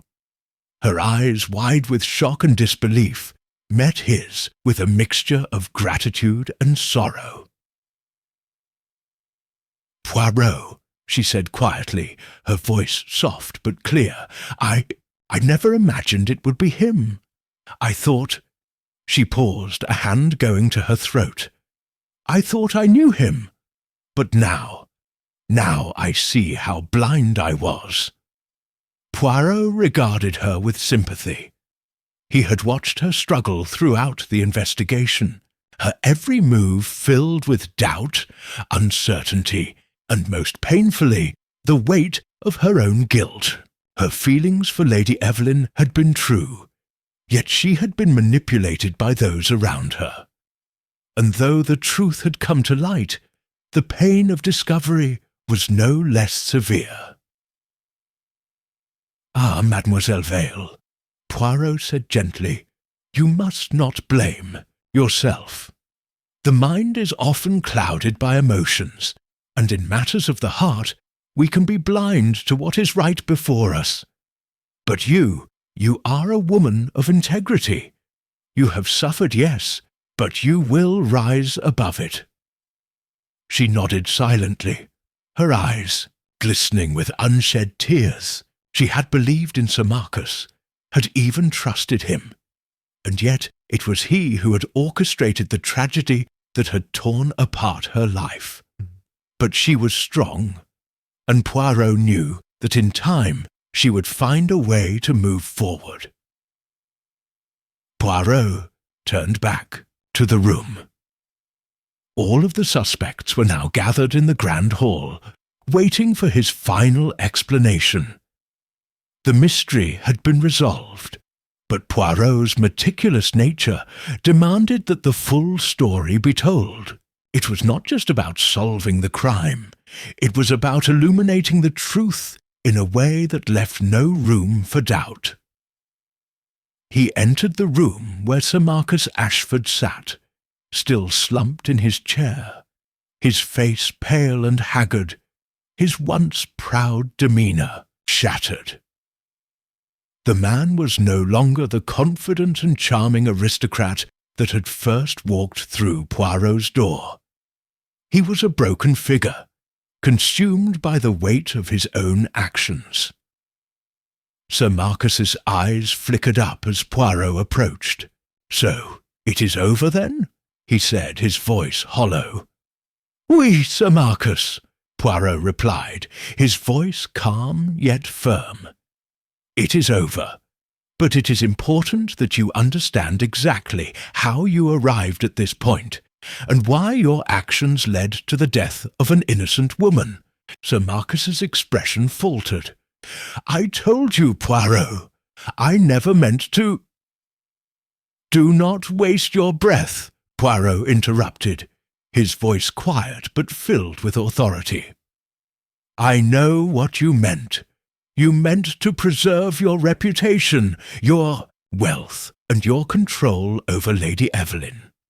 But in your desperation, you made a fatal error, one that sealed the fate of your lover." The art of deception. Poirot's eyes narrowed as he paced slowly in front of the suspects, his mind meticulously piecing together the events that had led them to this point. Every detail, every conversation, every glance, all of it had been scrutinized in the quiet corners of his mind. He had seen it all. "You see," Poirot began, "it was not just Lady Evelyn's wealth that you sought, Sir Marcus. It was her love, her attention. She was drifting away from you. She had grown tired of the games, the lies, and the manipulation. But you, Sir Marcus, could not accept that. You believed with all your heart that you had the right to control her fate. You were willing to do anything to ensure that she remained yours, even if it meant taking her life." The room was quiet, save for the soft rustling of fabric as Sir Marcus shifted in his seat. Claudia Vale, still standing at the side, looked from Poirot to Sir Marcus, her face a study in disbelief. She had never suspected Sir Marcus could be capable of such cruelty, but as Poirot continued to speak, the pieces of the puzzle began to fall into place. The locket, the nursery rhyme, the subtle clues, all of it pointed to Miss Vale as the killer. She was the obvious suspect, the one with the most to gain. But it was not Miss Vale who killed Lady Evelyn. No, it was you, Sir Marcus. Poirot's voice grew steadier as he continued.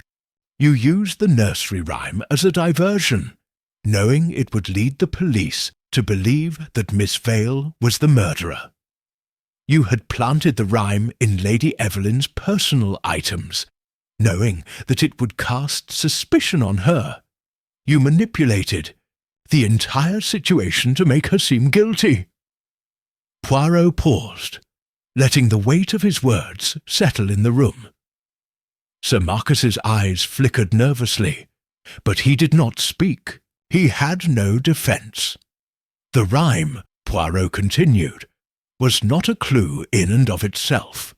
No, it was a distraction, a clever ruse to mislead everyone. But the real clue, the key to unlocking the truth, was hidden in plain sight. The locket. The locket's secret. Poirot's voice softened, and he turned to Claudia Vale. Miss Vale, you must understand that it was never you who was the murderer. You were simply a pawn in a much larger game. Claudia's eyes widened as she began to comprehend the extent of the manipulation. But why?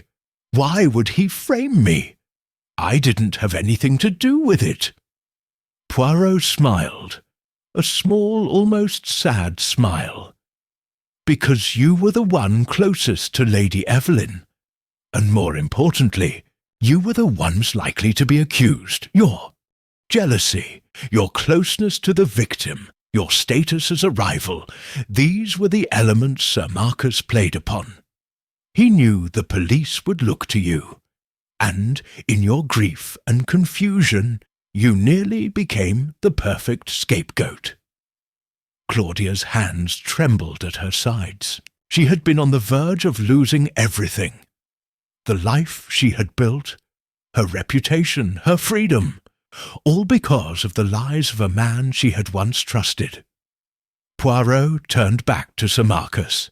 You killed Lady Evelyn with the intent of preserving your place in her life. You believed that without her you would lose everything. You wanted to keep her, but you also wanted to control her. And when she began to distance herself from you, you snapped. You made the fatal decision to kill her. Poirot's eyes were piercing as he addressed Sir Marcus. You knew that, without Lady Evelyn, your social status would be destroyed. You knew that you would lose everything, your wealth, your position, your future, and so you killed her. The final moments. The room was still. No one spoke. Poirot's words hung in the air like the final chords of a long, tragic symphony. Sir Marcus, who had once been the picture of calm and collected aristocracy, now seemed a mere shadow of the man he had been. His eyes were glazed, his shoulders slumped, as though the very weight of his own guilt had crushed him.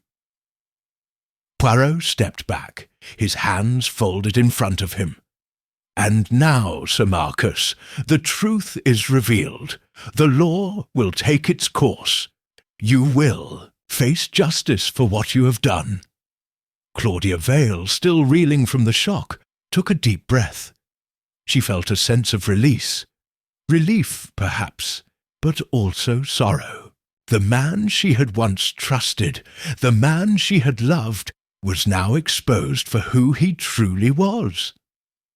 The truth however painful, had finally been uncovered. Poirot turned his gaze to the room, his expression unchanged. In the end, it is not the cleverness of a murder that matters, nor the brilliance of the execution. It is the truth, always the truth, that will find its way to the surface. The truth has a way of revealing itself, even when it is hidden behind lies and deception. He looked around at the others in the room, and it is the truth that I have uncovered here today. The truth about human nature, the capacity for love, for betrayal, and for regret. A tragedy indeed, but one that can now be put to rest. The aftermath. The authorities arrived to take Sir Marcus away. The air in the room grew thick with a mixture of relief and sorrow. The mystery had been solved, but the damage had already been done. Lives had been broken, and hearts shattered by the actions of a man who had once seemed so perfect in his deceit. Poirot stood by the door, ready to leave, his mind already turning to the next case. But before he stepped out, he turned back to Claudia Vale, who was standing by the window, looking out at the darkening sky. "Miss Vale," Poirot said softly, "the truth is painful, yes, but remember, it is also liberating. You are free now, free from the lies and the manipulation. It is time to move forward." Claudia turned to him, her eyes filled with gratitude and sorrow. "Thank you, Poirot, for everything." With a final nod, Poirot turned and walked out of the mansion, leaving behind the storm of emotions that had raged within its walls. But as he stepped into the quiet night, he knew that the truth had triumphed, as it always did. Chapter 11. The Veil of Deception. Sun had long set, casting the grand estate in a cool, shadowy darkness. The once vibrant gardens lay quiet under a blanket of night, and the distant hum of the city seemed a world away. Inside the mansion, Poirot stood at the base of the grand staircase, his mind whirring with the details of the case. There was something deeper, something more insidious, hidden within the web of lies and deceit that he had been unravelling. Sir Marcus Ashford had been arrested. The truth of his involvement in the murder of Lady Evelyn Ashford now undeniable. Yet, as Poirot considered the remaining puzzle pieces, something nagged at him. It wasn't the outcome that troubled him, but rather the method. Everything had fallen into place too easily, too neatly, and Poirot, ever the sceptic, knew that mysteries were rarely so straightforward. The wind howled outside, rattling the windows in the grand hall. Poirot moved with his usual precision, his mind focused on the few remaining loose ends, the locket, the nursery rhyme, and the strange, almost otherworldly events that had unfolded. The clues were there, yet the deeper significance had yet to be revealed. Claudia Vale had gone home, her grief-stricken heart no longer burdened by the weight of suspicion. But Poirot was not yet ready to let the case go. He had one more visit to make, and this time it would not be to a suspect or an acquaintance. It would be to a person who had remained largely silent throughout the investigation. Someone who, while not overtly connected to the crime, had been present at every crucial juncture. Lady Evelyn's former maid, Miss Hattie Wilde. Miss Hattie, Wilde's silence. The tall stone building where Miss Wilde resided was an imposing structure, far removed from the grandeur of Ashford Manor. It was a modest place, one that seemed to carry the weight of time within its walls. As Poirot approached the door, he couldn't help but notice the contrast between the two residences. One, opulent and filled with life, the other, cold and austere. The difference mirrored the roles these two women had played in the unfolding tragedy. One, rich and powerful, had been taken from the world too soon. The other, seemingly insignificant, might hold the key to unravelling the final threads of the mystery. Poirot knocked once, twice, and the door was opened by a woman whose features were as sharp and angular as the structure of the house itself. Miss Wilde was tall, her pale skin stark against the dark dress she wore. Her eyes, however, told a different story. Deep, sorrowful, as though they had witnessed much more than the years could account for. "Ah, Monsieur Poirot," she said, her voice low but steady. "To what do I owe the pleasure?" Poirot smiled, politely, removing his hat and stepping into the modest parlour. "Mademoiselle Wilde, I trust I am not disturbing you at this late hour." Miss Wilde shook her head, her lips pressing into a tight line. "Not at all. Please, do come in. I've heard much about your work, Monsieur Poirot, though I never imagined I'd have the honour of speaking with you." Poirot took a seat by the fire, his usual composed demeanour giving nothing away. "It is not so much an honour as it is a necessity, Mademoiselle Wilde. There are still some details of the case that require further examination. I must ask you a few questions about your time at Ashford Manor and about Lady Evelyn's final days." The maid's gaze did not falter as she poured a glass of water. "I was but a humble servant, Monsieur Poirot. I didn't think my observations would hold much weight." "I disagree," Poirot replied. "Everyone has something to contribute, no matter their role. You were there, Mademoiselle Wilde, during the hours leading up to Lady Evelyn's death. I believe you may have seen something, heard something, that others did not." The maid's eyes shifted slightly. For a moment, Poirot caught a flicker of emotion, a flicker that spoke of something buried deep beneath the surface.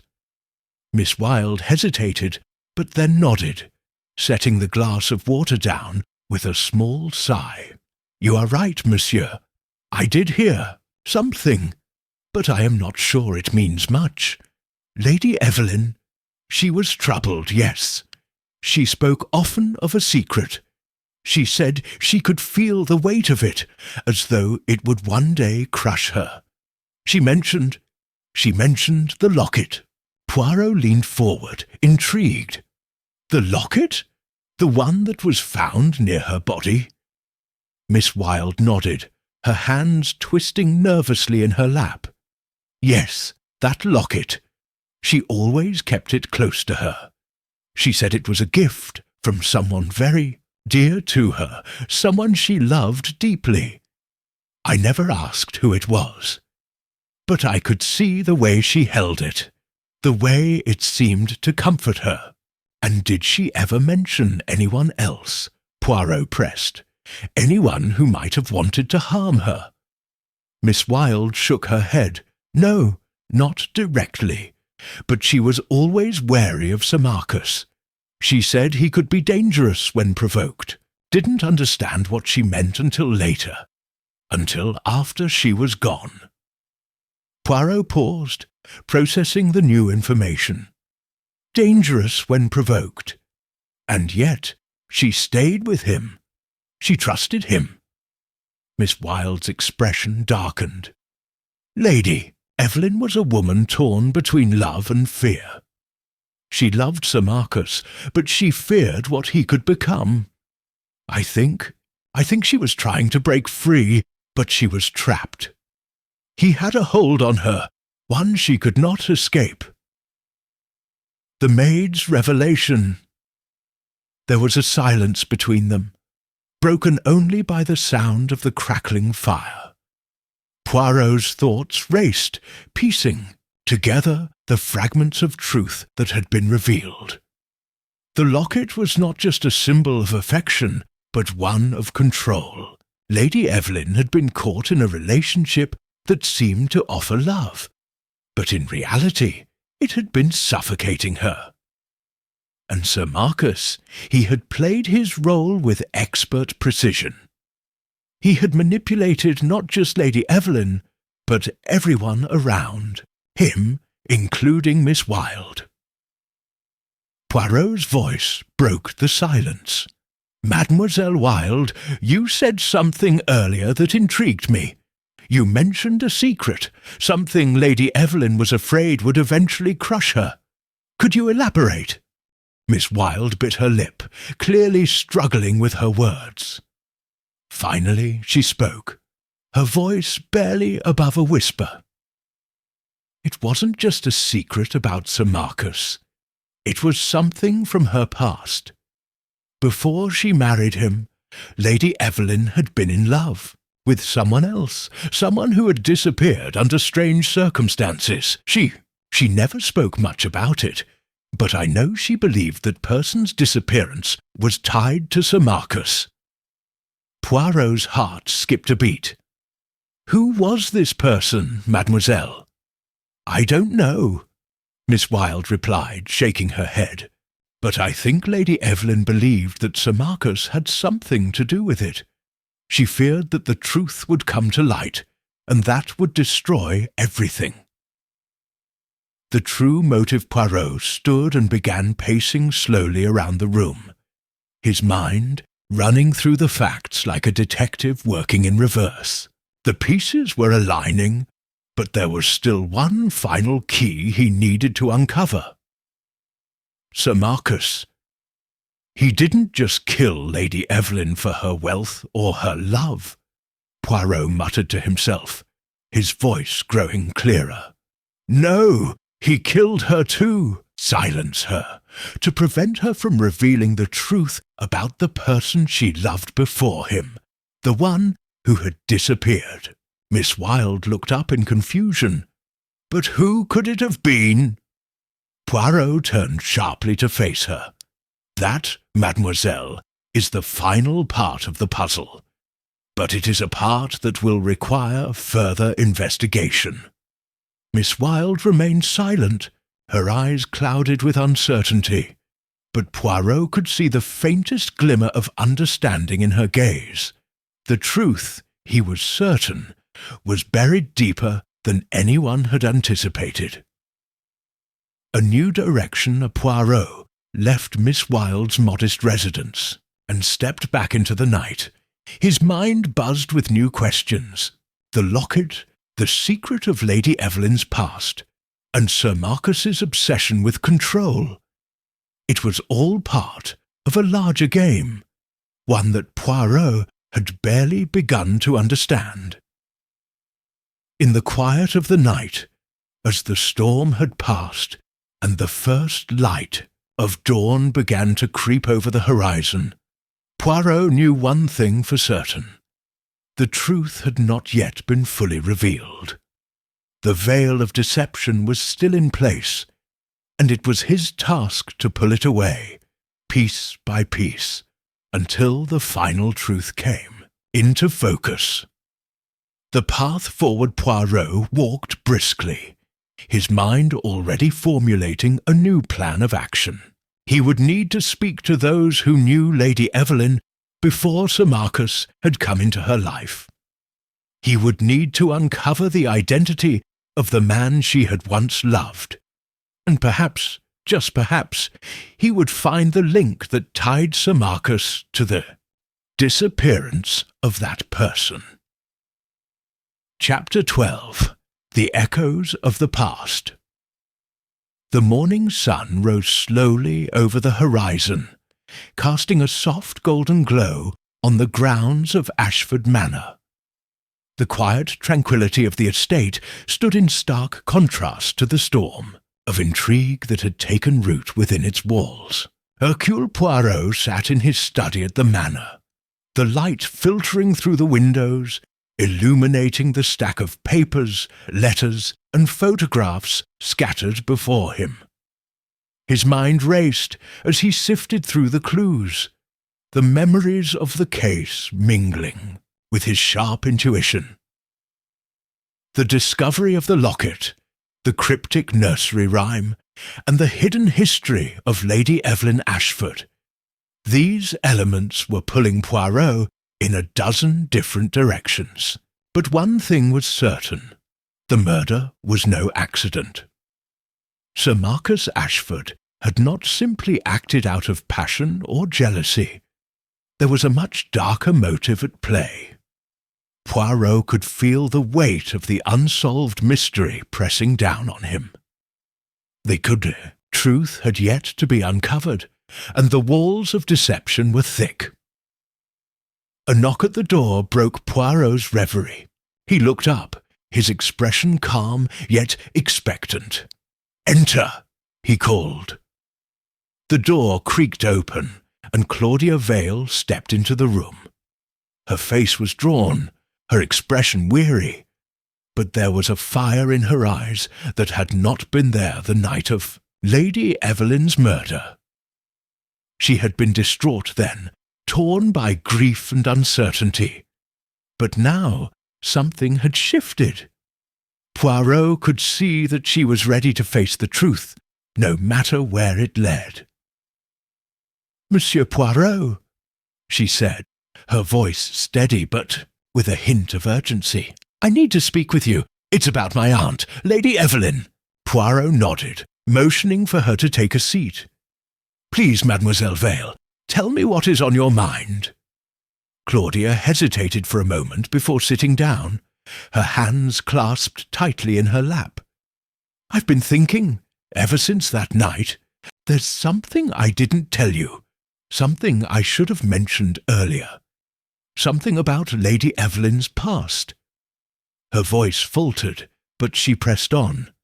"I think it might help you understand why she was so terrified of Sir Marcus." Poirot leaned forward, his curiosity piqued. "Go on, Mademoiselle Vale. I am listening." Claudia took a deep breath. "Before she married Sir Marcus, my aunt was engaged to a man named Richard Fairmont. He was an artist, well known in society, but not wealthy. My aunt loved him dearly. They had planned to marry, and everything seemed perfect. But one day Richard disappeared. No one knew where he had gone. It was as if he vanished without a trace." Poirot's eyes narrowed. "And did Lady Evelyn ever speak of this disappearance?" Claudia nodded. "She spoke of it often, but only in whispers. She always believed that something sinister had happened to Richard, that someone was responsible for his disappearance. She never told me exactly who, but I could see the fear in her eyes every time she mentioned it. I believe Sir Marcus knew more about Richard's disappearance than he let on." Poirot's mind was already working, connecting the pieces Claudia had given him. A man named Richard Fairmont, an artist who had disappeared just before Lady Evelyn's marriage to Sir Marcus.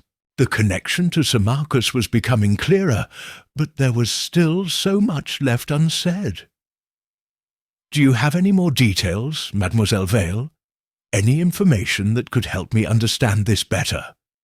Poirot asked, his voice soft yet insistent. Claudia hesitated again, her gaze distant, as if she were lost in the past. "There was one thing. My aunt told me, shortly before her death, that she had seen Richard again. She said she saw him at the manor, standing in the garden one night, but when she approached him, he disappeared. She was terrified, Poirot. I think she believed Richard was still alive, and that he was trying to warn her." Poirot absorbed the information carefully. "And what did Sir Marcus think of all this?" Claudia's face twisted with a mixture of anger and sorrow. Sir Marcus dismissed it. He said my aunt was imagining things, that her grief was playing tricks on her mind, but I could see that he was nervous, as if the idea of Richard coming back to haunt them unsettled him deeply. That's why I'm sure he knew more about Richard's disappearance than he was letting on. The artist's secret Poirot's mind raced as he processed this new information. The connection between Richard, Fairmont's disappearance and Lady Evelyn's murder was now a focal point of his investigation. The question that lingered was why Sir Marcus would want to kill his wife. Was it truly to silence her, or was there something else at play? Had Richard's return, or the threat of his return, been a trigger? "Tell me, Mademoiselle Vale," Poirot said, his voice thoughtful. "Do you know where I might find more information about Richard Fairmont? Do any of his family or friends still live nearby? Is there anyone who could shed light on his disappearance?" Claudia looked up, her eyes filled with uncertainty. "I'm not sure, Monsieur Poirot. I don't think anyone ever truly searched for him after he vanished. His family was in the countryside, but I don't think they ever came to Ashford Manor after that. The whole thing was brushed aside. My aunt never spoke of it again, and Sir Marcus made sure that no one would ask questions. But I'll try to find out. There must be someone who knows something." Poirot gave a small nod. "Very well. I will begin my search elsewhere. If you find anything, mademoiselle, please let me know immediately." As Claudia rose to leave, Poirot's mind remained focused on the key detail that had been revealed. Richard Fairmont.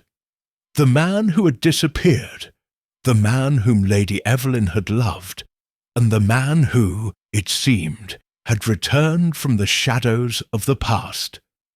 There was more to this case than just a marriage gone wrong. The truth was buried in the echoes of the past, and Poirot was determined to uncover it. The past unveiled Poirot's next stop was the local library. He had requested all available records on Richard Fairmont, hoping to find something, anything, that could explain his sudden disappearance.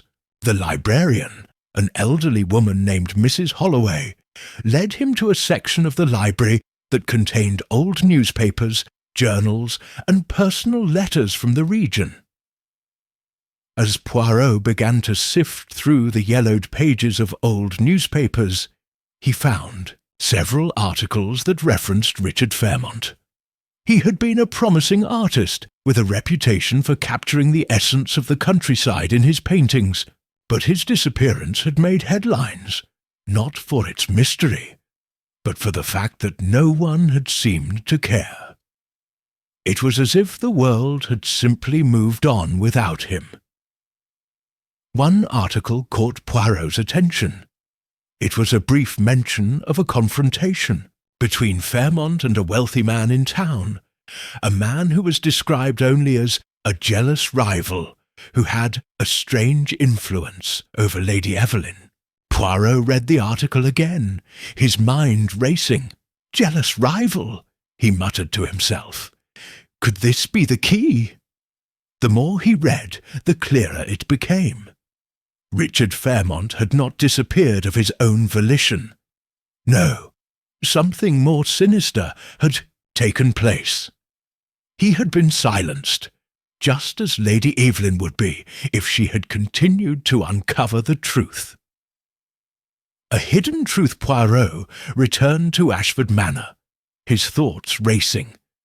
The puzzle pieces were starting to fit together, but there was still much left to understand.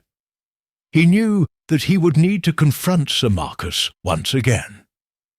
This time, however, it would not be with the intention of catching him in a lie. It would be to force him to reveal the truth, The truth about Richard Fairmont, and the truth about the darkness that had been lurking beneath the surface of Ashford Manor all along. Poirot took a deep breath, steeling himself for what was to come. He had no doubt that the truth would be revealed, but whether it would be enough to bring justice to Lady Evelyn was another matter entirely. The final stepper Poirot made his way to Sir Marcus's study. He couldn't help but feel a sense of finality in the air. The walls of Ashford Manor seemed to be closing in on him, the weight of history pressing down with each step. He knew that the truth he sought was within reach. The echoes of the past were finally beginning to speak, and he was ready to listen. "Sir Marcus," Poirot said as he entered the study, his voice calm but resolute. "It is time we speak of Richard Fairmont." Chapter 13. The Final Thread. The night had fallen swiftly over the countryside, cloaking the estate in a deep, mysterious silence. The large darkened windows of the grand manor house reflected the moonlight, and the rustle of the trees outside could barely be heard in the still air. Inside, Hercule Poirot sat in the drawing-room, a room dimly lit by a solitary lamp placed on a polished wooden table. His fingers tapped gently against his lips as he contemplated the case before him. A final clue had emerged, one so innocuous, so seemingly trivial, yet utterly profound in its implications. He could almost feel the weight of it now, pressing upon his thoughts. It had come, like all the best deductions, from a small observation, a subtle detail hidden in plain sight, just as it had been with the nursery rhyme that had initially seemed so benign. In the end, Poirot knew the answer lay not in the physical evidence, nor in the hasty conclusions drawn by those around him. It had always been about understanding the human psyche, the delicate interplay of motives, and the smallest cracks in a person's facade. As he waited, his mind continued to spin, connecting the dots, weaving together the scattered bits of truth. He could feel the conclusion drawing nearer, but not yet. No, not yet. His thoughts were interrupted by the sound of footsteps approaching.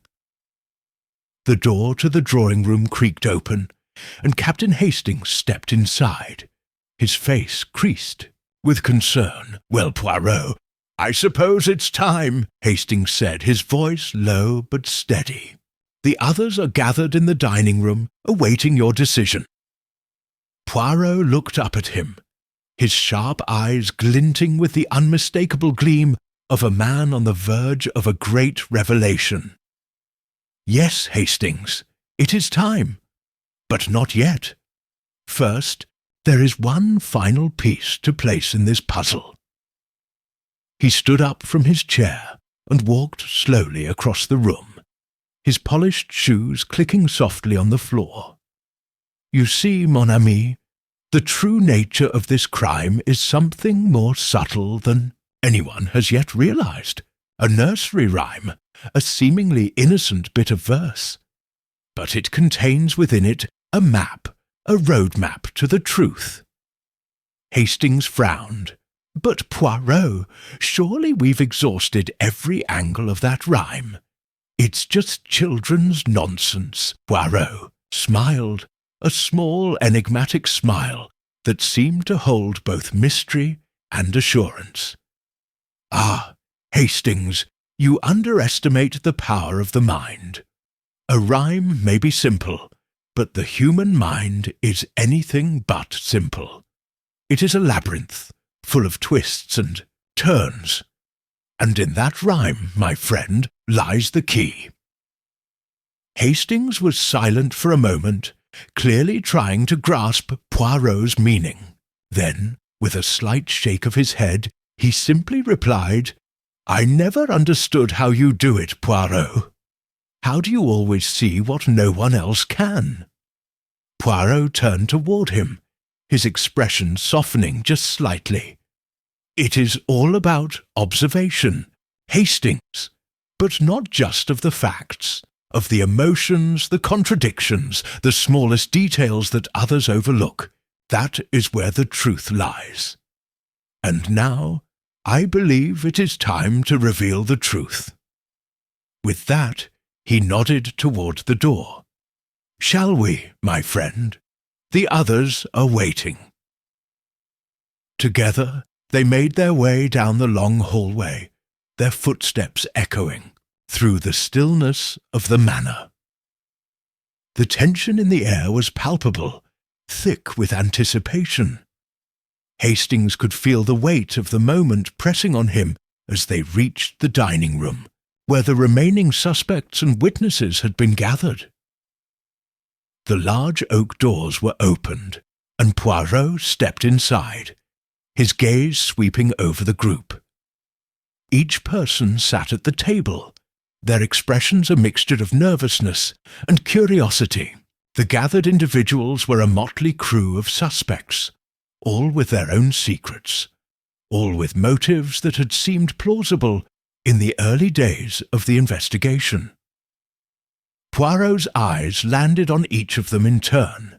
Lady Evangeline, the grieving widow, her brother, the sharp-tongued businessman, the charming but reserved artist, and even the quiet, seemingly inconspicuous maid who had raised Poirot's suspicions since the beginning.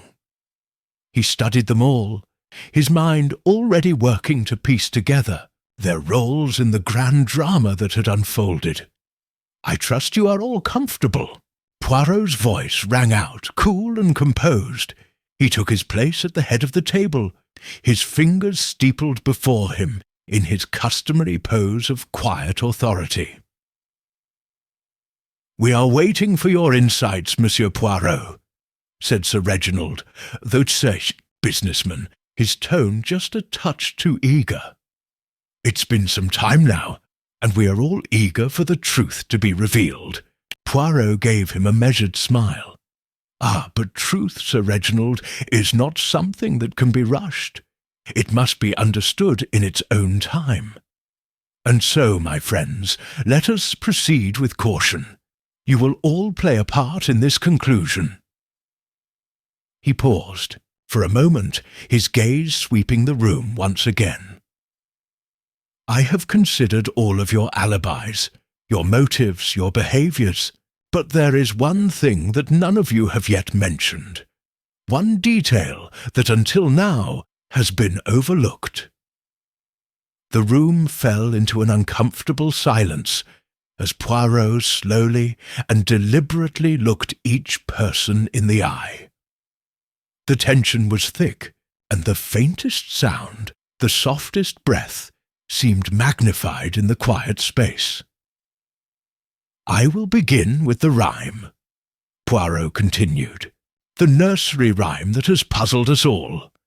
At first glance, it seemed nothing more than childish nonsense, an insignificant piece of the puzzle. But in fact, it was far more than that. It was a clue, a very subtle clue that pointed towards the answer all along." He let the words linger in the air before continuing, his voice calm but unwavering.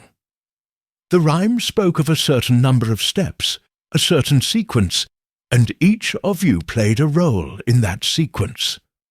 But what it truly revealed was not simply the actions of the crime, but the deeper motives behind them." Poirot turned to Lady Evangeline, his gaze piercing. "Lady Evangeline, your grief was real, yes, but your actions were not entirely as they seemed. The love you professed for your husband, was it genuine, or was it something far more pragmatic? The rhyme hinted at a relationship much more complex than the one you portrayed. Could it be that your tears were not for him, but for what you stood to gain?" Lady Evangeline shifted uncomfortably in her seat, but she did not speak. Poirot's gaze then moved to the others, and he continued, laying out the intricacies of the crime. Each person, as he revealed the connections between them, seemed to shrink under the weight of his deductions. The carefully crafted facades that they had built were unravelling, one thread at a time. As Poirot spoke, Hastings observed the reactions of the suspects. Each of them, it seemed, was hiding something, but it was clear that the true nature of the crime was far more intricate than anyone had anticipated. Yet Poirot, with his unerring logic, was beginning to expose the lies that had kept them safe, until now. Chapter 14. The final revelation. The atmosphere in the room was thick with anticipation, the only sound being the faint rustle of clothing and the occasional creak of the floorboards beneath the feet of the gathered suspects. Hercule Poirot's presence dominated the space. Every eye was fixed on him as though he were the conductor of an orchestra, poised to bring an end to the dissonance of confusion that had plagued them all. He had made his initial observations, the seed of doubt now planted in each of their minds. It was a game now, the final stage of this psychological puzzle. Poirot's eyes flickered briefly to the various faces in the room. There was Lady Evangeline, her expression a blend of anxiety and defiance. Sir Reginald, the businessman, sat ramrod straight, his fingers twitching ever so slightly as he resisted the urge to reach for his drink. The artist, a man of measured composure, appeared entirely unreadable. But Poirot was certain that beneath his calm demeanour there were emotions at war. And then there was the maid, still as a shadow, her eyes darting nervously between the others. Poirot did not rush. He took his time, allowing the silence to stretch out like a fine thread, taut but never breaking. It was clear that the pressure was mounting. Each suspect was aware that Poirot had discovered something crucial, something that would reveal the truth behind the murder that had rocked the household to its core. The rhyme, the nursery rhyme that had seemed so harmless at first, had become the linchpin. It was no longer a simple piece of poetry. It had become the map to the heart of this crime. I will say it plainly. Poirot's voice broke the tension, smooth as velvet but with an unmistakable edge. This murder, as it seemed at first, was not a crime of passion nor a crime of opportunity. No, it was far more methodical, far more calculated. Each of you, yes, each of you, played a part in this web of deceit. There was a sharp intake of breath from the group, and Poirot could feel the weight of their suspicion turning toward him. The room was charged with tension, the unsaid words hanging in the air, heavy and accusing. Poirot paused, his eyes narrowing slightly as he surveyed his audience. You see, mon ami, the crime was not committed for the reasons you might have believed. It was not about love, nor greed, nor revenge. It was about something far more fundamental: control. The true motive behind this murder was the need to control. Control of wealth, of power, of one's own destiny. And more importantly, the need to control others. He leaned forward slightly, his hands folded neatly in front of him. Lady Evangeline, you thought your position as the grieving widow would shield you. But you overlooked one thing, your desperation. Yes, you wanted the inheritance, but more than that, you needed to be seen as the innocent, the wronged woman. That is why you resorted to theatrics, your tears, your helplessness. But it was not your husband's death that made you a victim. It was your own choices, your manipulation of everyone around you. You wanted power, but not the kind you could earn. No, you wanted it handed to you on a silver platter. Lady Evangeline's face was pale, her lips trembling as she struggled. To maintain composure, she did not speak, but her eyes betrayed her guilt. Poirot turned his attention to the others, his gaze sharp and deliberate.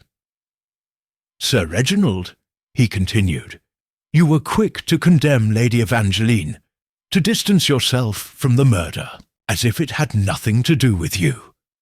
But your actions reveal a different story. You were not simply an innocent bystander in this case.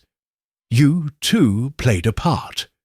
You wanted your sister's inheritance, of course, but more than that, you were protecting your own position, your business dealings, your empire. It was all at risk. A sudden change in the family's wealth would disrupt everything you had worked so hard to build. But you were clever, weren't you? You planted seeds of doubt, manipulated the police, and created an illusion of your own innocence." There was a shift in Sir Reginald's posture. His eyes darkened, and he cleared his throat, but his voice was steady. "I don't know what you're implying, Poirot," he said, his tone defensive but lacking conviction. Poirot smiled faintly. "You do not need to say it, Sir Reginald. Your actions spoke louder than words. You wanted control over your future, and you thought you could secure it by framing someone else." Poirot then turned to the artist, who had remained mostly silent throughout the evening. His eyes were fixed on the table, but Poirot knew he had been watching every move, every word spoken. Poirot had long suspected the artist's involvement, not because of anything overt, but because of the subtle way he carried himself. Always slightly detached, always observing but never fully engaging. "Ah, Monsieur Lemoine," Poirot said, his voice a touch lighter but no less piercing. "You too had your reasons, did you not? It was not just your artistic ambition that drove you to this crime. No, it was your relationship with Lady Evangeline. She gave you a taste of what you desired, yes? But you were not content to simply be her lover. No, you wanted more. More recognition, more power, more security. Your art was but a small piece of the puzzle. It was her fortune that you sought, not the fleeting admiration of a few patrons." The artist's eyes darted up, and for a moment Poirot saw a flicker of something, a mix of fear and regret, before it vanished behind his practised calm. He opened his mouth to speak but hesitated, unsure whether he should deny the accusation or remain silent. "And you, Mademoiselle Claire," Poirot continued, his gaze turning to the maid, who had been quietly observing the conversation. "You thought you were invisible, didn't you? But you too had a part to play in this drama, a quiet, overlooked figure playing the role of the dutiful servant. But what if I told you that you were not as innocent as you seemed? What if I told you that you knew more about the events leading to the murder than you let on?" The maid's eyes widened, her hands clasped tightly together. She bit her lip, trying to maintain her composure, but Poirot could see the tension in her body. It was her nervousness that gave her away. The small tremor in her hands, the sudden sharp intake of breath when her name was spoken. "Mademoiselle Claire," Poirot said softly, You had your own reasons for helping to orchestrate this crime. You were not just a bystander. No, you were a willing participant, driven by something more than mere loyalty. What did you seek, Mademoiselle Claire? Was it power, too? Or was it the promise of a different life? One that you could have only by aligning yourself with those who held the real power in this house? The maid swallowed hard, and a single tear escaped from the corner of her eye. She looked down, unable to meet Poirot's gaze. It was then that Poirot knew. He had unravelled the truth. Each person in this room had their own motive, their own way of wanting to control the situation. They had all sought to manipulate others, to secure their futures at the expense of another. But in the end, it was their collective need for control that had driven them to murder. Poirot's lips curled into a small, satisfied smile. "Ah, mes amis," he said softly, "the game is up. You thought you could outwit me, but in the end, it is always the truth that prevails." Hastings stepped forward, his face a mixture of awe and disbelief. "Poirot, you've done it again. You've solved it." Poirot turned to his old friend, his eyes gleaming with quiet satisfaction. "Was not I, Hastings, who solved it? It was the truth that revealed itself, piece by piece, through the smallest of details. It always does." And so, in that room, under the harsh light of revelation, the truth was laid bare. The murderer was caught, the lies unravelled, and justice, as always, was served. Chapter 15. A Dance with Shadows. The rain fell in steady sheets, creating a murmur as it battered against the windows of the grand estate. The sky was an ashen grey, and the world outside seemed to be trapped in a perpetual twilight, where everything appeared muted and distant. Inside, the atmosphere was heavy, saturated with the lingering tension of recent revelations. Hercule Poirot sat in his usual chair, his hands steepled before him, his mind still working, unravelling the final threads of the complex web that had entangled the inhabitants of this household. Beside him, Captain Hastings stood by the window, looking out at the gloomy scene beyond. The detective had long since solved the central puzzle, exposing the criminal machinations that had led to the murder. Yet, even now, Poirot's sharp mind was not at ease. There was still something amiss, an intangible feeling that gnawed at him. He had solved the crime, yes, but there was more. Something beneath the surface, something that had been left unsaid, a final piece that refused to fall into place. "You are troubled, my friend," Hastings remarked, his voice betraying concern. "The case is over. The criminal has been apprehended. Yet you seem as though you are still searching for something." Poirot looked up at him, his sharp eyes gleaming with a quiet intensity. "You are right, mon ami. I am troubled. The case, though solved, has left me with a feeling of unease. There is something unfinished about it. The truth has been revealed, but I sense a deeper layer that I have yet to uncover." Hastings gave him a puzzled glance.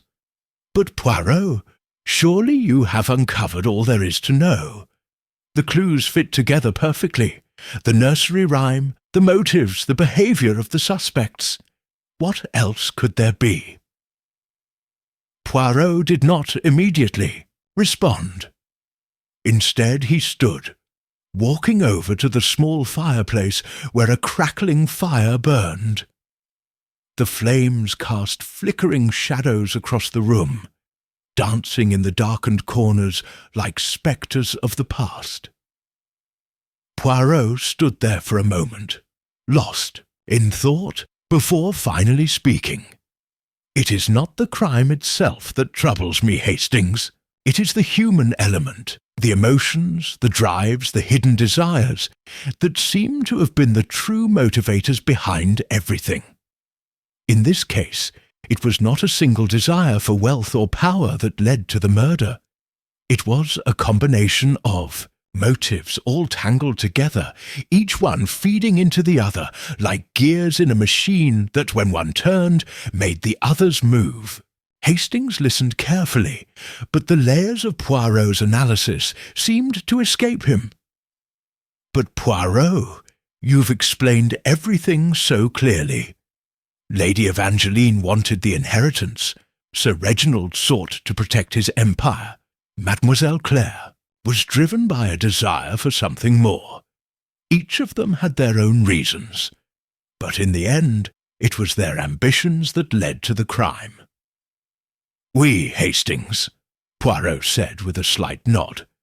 "That is the surface explanation. But you see, there was more at play here. It was not just ambition that drove them. It was fear. Fear of losing control, fear of being exposed, fear of the unknown. Each of them had something to hide, something they were terrified would be discovered.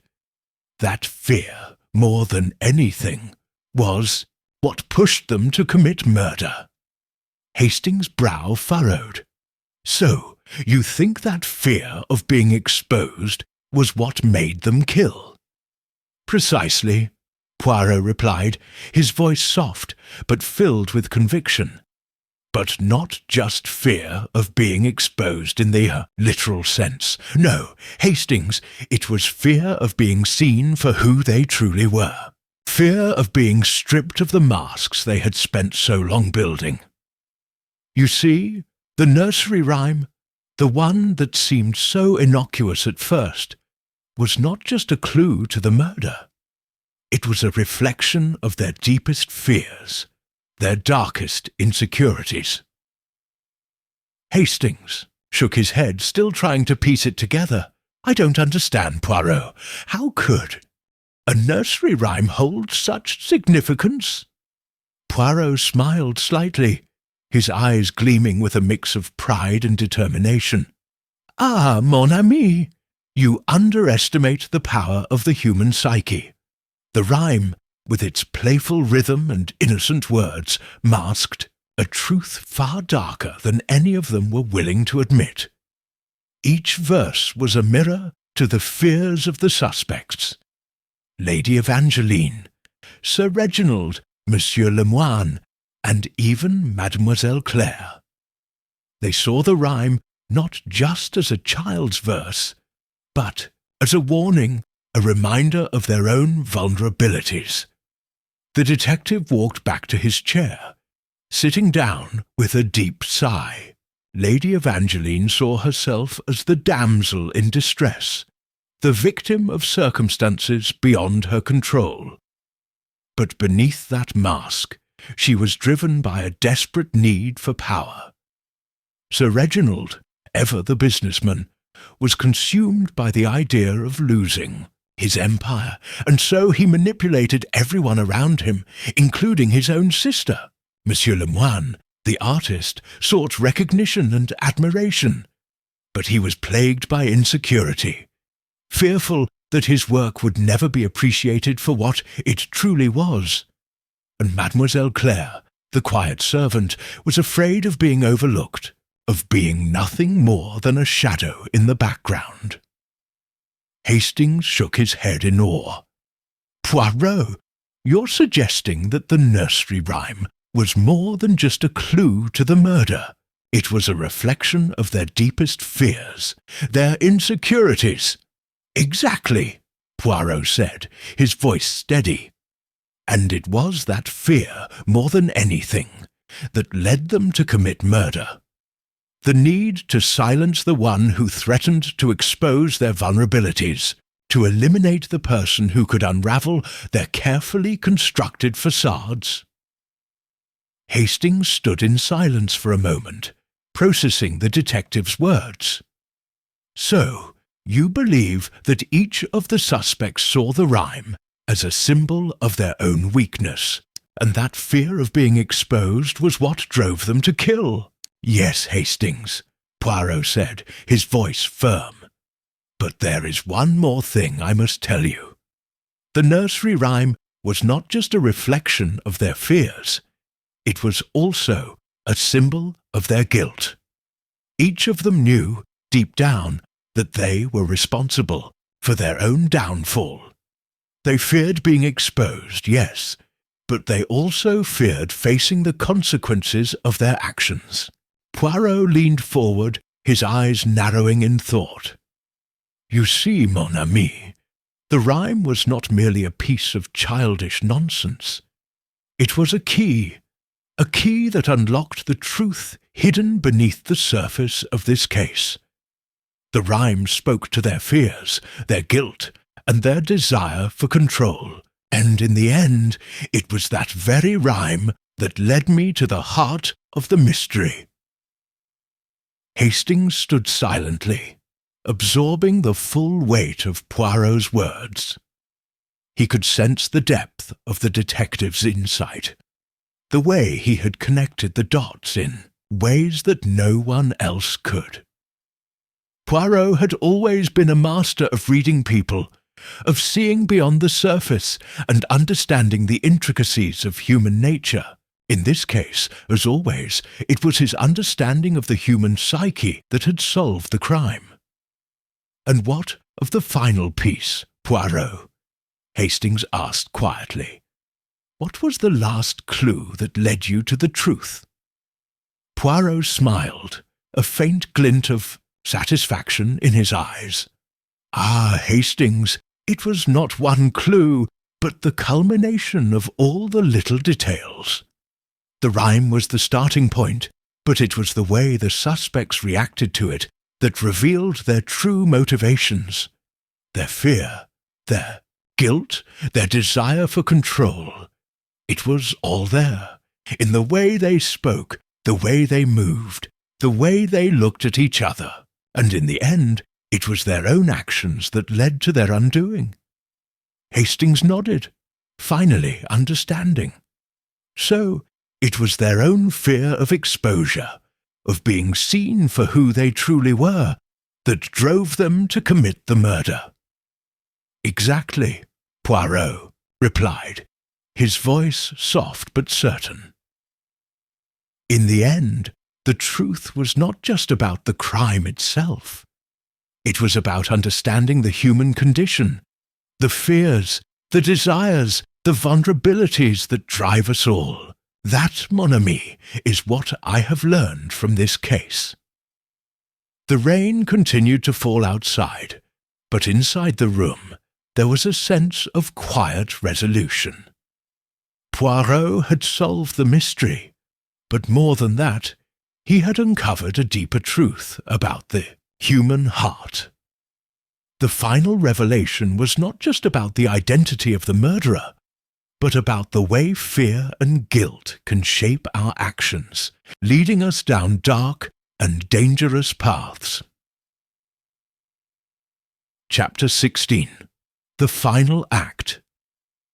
The mist rolled in from the river, shrouding the mansion in an eerie fog that seemed to swallow up the world. Even the vibrant garden, once a patchwork of colourful blooms, now appeared faded and ghostly under the heavy cloak of the early morning mist. Inside, the grand dining room was filled with an unnatural stillness, as though the very walls were holding their breath in anticipation of what was to come. Hercule Poirot stood at the grand window, his sharp eyes scanning the blurred world outside, his mind still turning over the complexities of the case. There was something about the rain and the mist that seemed to mirror the murkiness of the human soul, with its hidden desires, fears, and insecurities. The detective had solved the case, yes, but something still felt unresolved, as though a shadow lingered over the final revelation, threatening to eclipse the truth. Captain Hastings, ever loyal, stood beside him, looking out at the same scene, his expression thoughtful. "Poirot, you seem more distant than usual. Is something still troubling you?" Poirot's gaze lingered on the mist, his fingers tapping lightly against the glass. "It is not the case that troubles me, mon ami. It is the nature of the case itself. So much has been revealed, yet I feel as though I have uncovered only the surface of something far deeper." Hastings furrowed his brow. "But Poirot, the case is solved. The murderer has been unmasked. The clues have all been pieced together. What more could there possibly be?" Poirot turned, his sharp eyes meeting Hastings with a knowing intensity. "You see, Hastings, the solution is not always as clear as one might think. There is always more beneath the surface, always, and this case, I fear, is no exception." The words hung in the air like a promise, one that had yet to be fulfilled. The sound of footsteps approaching broke the silence, and the door to the dining room opened to reveal Lady Evangeline, her elegant figure framed by the doorway. She stepped inside, her demeanour as composed as ever, though there was a certain tension in her posture, as if the weight of the last few days had begun to take its toll on her. "You wanted to see me, Poirot?" she asked, her voice steady, though a trace of weariness lingered in her tone. Poirot gestured to the chair across from him, his expression unreadable. "Please, Lady Evangeline, have a seat. There are a few matters that I must discuss with you." She hesitated for a moment, then gracefully took the chair, folding her hands in her lap as she met Poirot's gaze. Hastings took a step back, sensing that the conversation would soon turn to matters he did not fully understand. With a quiet nod, he excused himself, leaving the two of them alone in the room. For a long moment, Poirot simply studied Lady Evangeline, his gaze penetrating, as though he were searching for something hidden beneath her composed exterior. Finally, he spoke, his voice soft but firm. "Lady Evangeline, you are a woman of great strength. I have seen it in your actions, your demeanour, the way you have carried yourself through these troubling days. But there is something I must ask you, a question that has been on my mind since the very beginning." She raised an eyebrow, her composure unshaken. "What is it, Poirot?" Poirot leaned forward slightly, his fingers steepled before him as he regarded her with an almost unsettling intensity. "Why did you insist on keeping the truth of the nursery rhyme a secret? Why did you attempt to conceal its true meaning, despite knowing that it was the key to unravelling the mystery?" Lady Evangeline's eyes widened slightly, and for a brief moment a flicker of unease passed over her features. But it was gone as quickly as it had appeared, replaced by the cool mask of a woman who had learned long ago to guard her emotions. "I don't know what you mean," she said, her voice steady, but a hint of uncertainty creeping in. Poirot's lips curled into a faint smile, his eyes never leaving hers. "Ah, mais oui, you do! You knew exactly what the rhyme represented, Lady Evangeline. It was a reflection of your fears, your insecurities. You were frightened not of the crime itself, but of what the rhyme might expose about you, about your past, about your true nature." Her fingers tightened slightly around the edge of the chair, but she made no other movement. "You're mistaken, Poirot. I have nothing to hide." Poirot's smile remained, but there was a hint of sadness in his eyes. "That is what you would like to believe, non. But deep down, you know the truth. The rhyme was not just a clue, it was a mirror that reflected not only the killer, but also the darkness within each of you. Your fear of being exposed for what you truly are. Your guilt, your shame." Lady Evangeline inhaled sharply, but she quickly regained her composure. "I don't know what you're implying. I did what I had to do to protect myself, to ensure that my inheritance would not fall into the wrong hands. What does that have to do with anything?" Poirot's eyes softened, his voice dropping to a near whisper. "It has everything to do with it.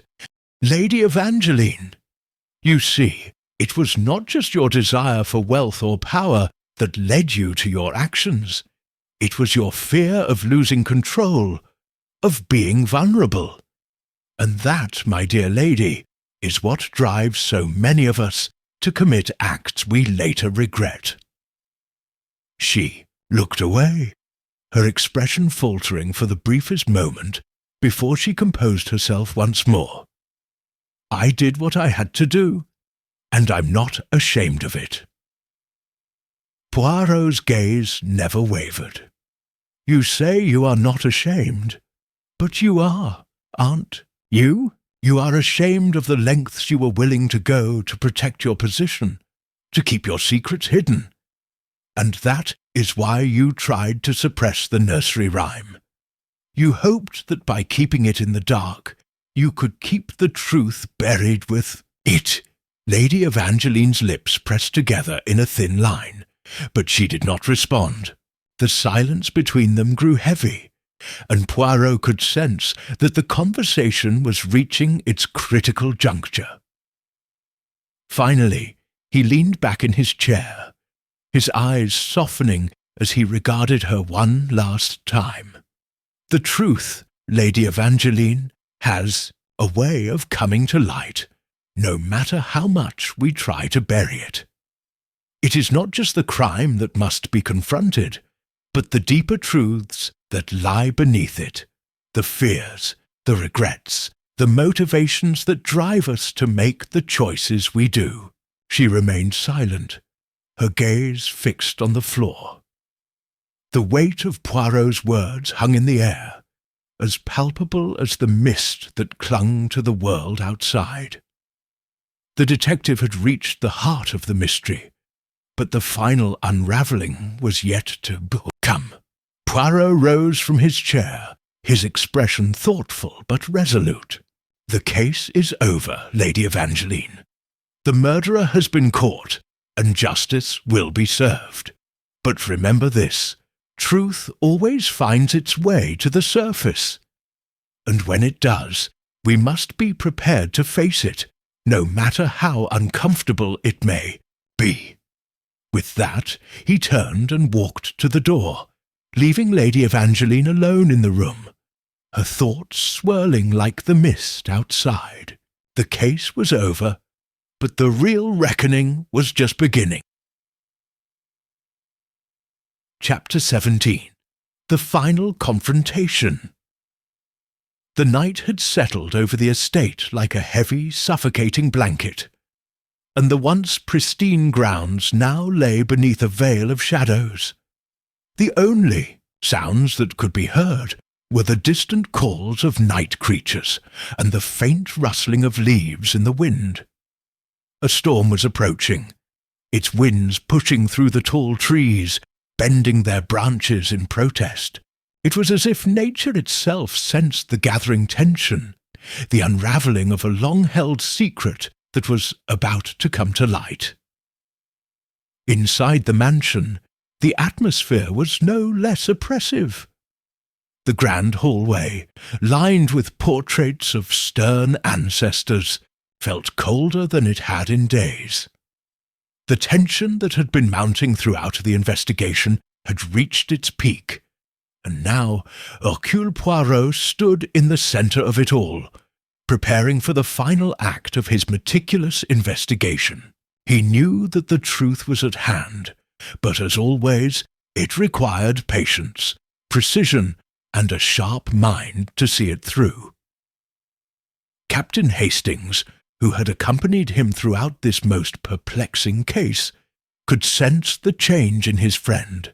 Poirot, usually composed and confident, seemed to carry a weight that went beyond the case at hand. It was as if the detective had reached a point where the mental strain of solving the mystery had become almost unbearable.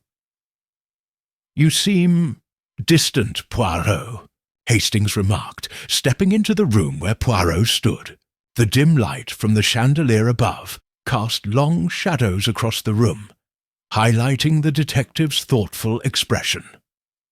"What's troubling you?" Poirot did not immediately respond. Instead, he adjusted his tie with a small but deliberate motion, his fingers working the fabric with the precision of a master craftsman. After a moment, he turned to his companion and spoke softly, as if the very words he was about to utter required careful consideration. "It is not the case that troubles me, mon ami. It is the nature of the case. We have arrived at the end, but I feel as though we are still missing something, a piece of the puzzle that has yet to fall into place." Hastings frowned, unsure of what Poirot meant. "But Poirot, you solved it. The murderer is caught, the motive clear. What else could there possibly be?" Poirot's sharp gaze met Hastings's with an almost unsettling intensity. "Ah, but you see, Hastings, the mind is a complex thing. We have examined the facts, but we have not yet delved into the true nature of the crime, the emotions, the fears, the motivations behind it all. Those are the pieces that remain hidden, buried deep beneath the surface." Hastings opened his mouth to respond, but before he could, the door to the study opened, and Lady Evangeline entered. Her presence seemed to fill the room, her elegant figure carrying an air of both composure and quiet dread. She had been an integral part of the case, and Poirot knew that she had more to reveal. "Poirot," she began, her voice steady but tinged with the faintest trace of anxiety. "You asked to see me." Poirot nodded, motioning for her to sit across from him. His demeanour was calm, but there was an edge to his voice that was unmistakable. "Yes, Lady Evangeline, we are nearing the conclusion of this investigation, but there is one last matter that we must address. One final piece of the puzzle that must be put in place." Lady Evangeline hesitated, but then sat down, folding her hands in her lap. "What do you mean? I thought everything was clear. The culprit has been caught. The evidence is all there." Poirot's eyes, sharp and calculating, never left her face. "The evidence is one thing, but the truth, Lady Evangeline, is another. You see, the crime was not just about the murder itself. It was about the manipulation, the psychology, the hidden motives that drove each of you to act in the way you did. The question, then, is not who killed, but why." Hastings watched as Poirot's words landed heavily in the room. Lady Evangeline's face remained inscrutable, but Poirot could see the faintest twitch of unease in her expression. She was hiding something that Poirot had suspected from the very beginning.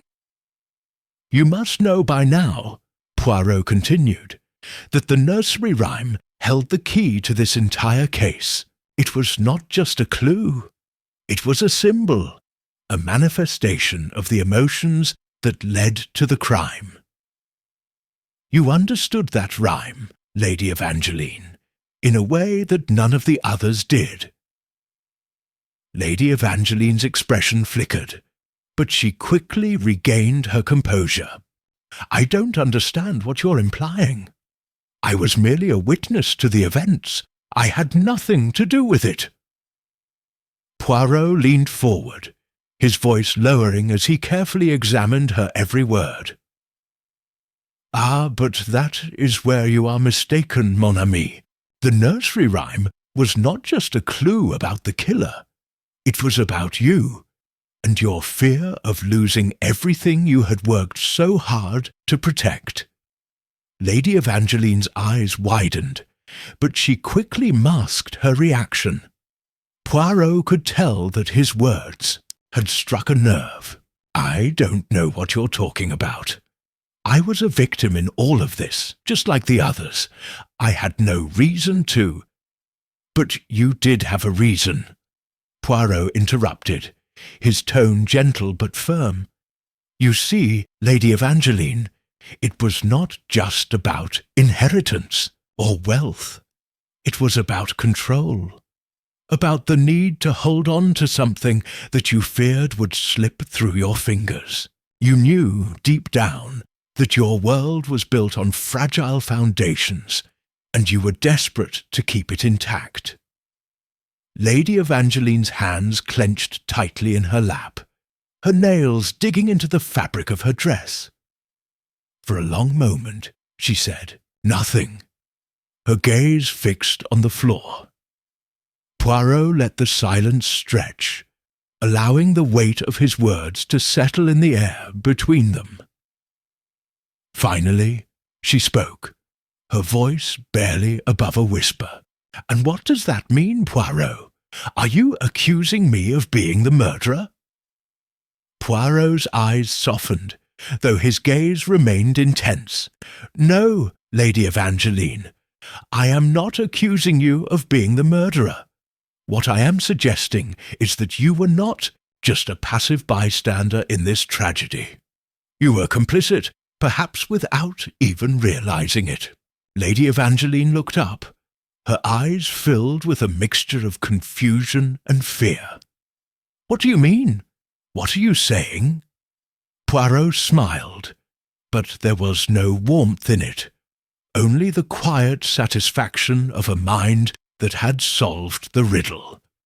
"You knew, Lady Evangeline, that the nursery rhyme held the answer.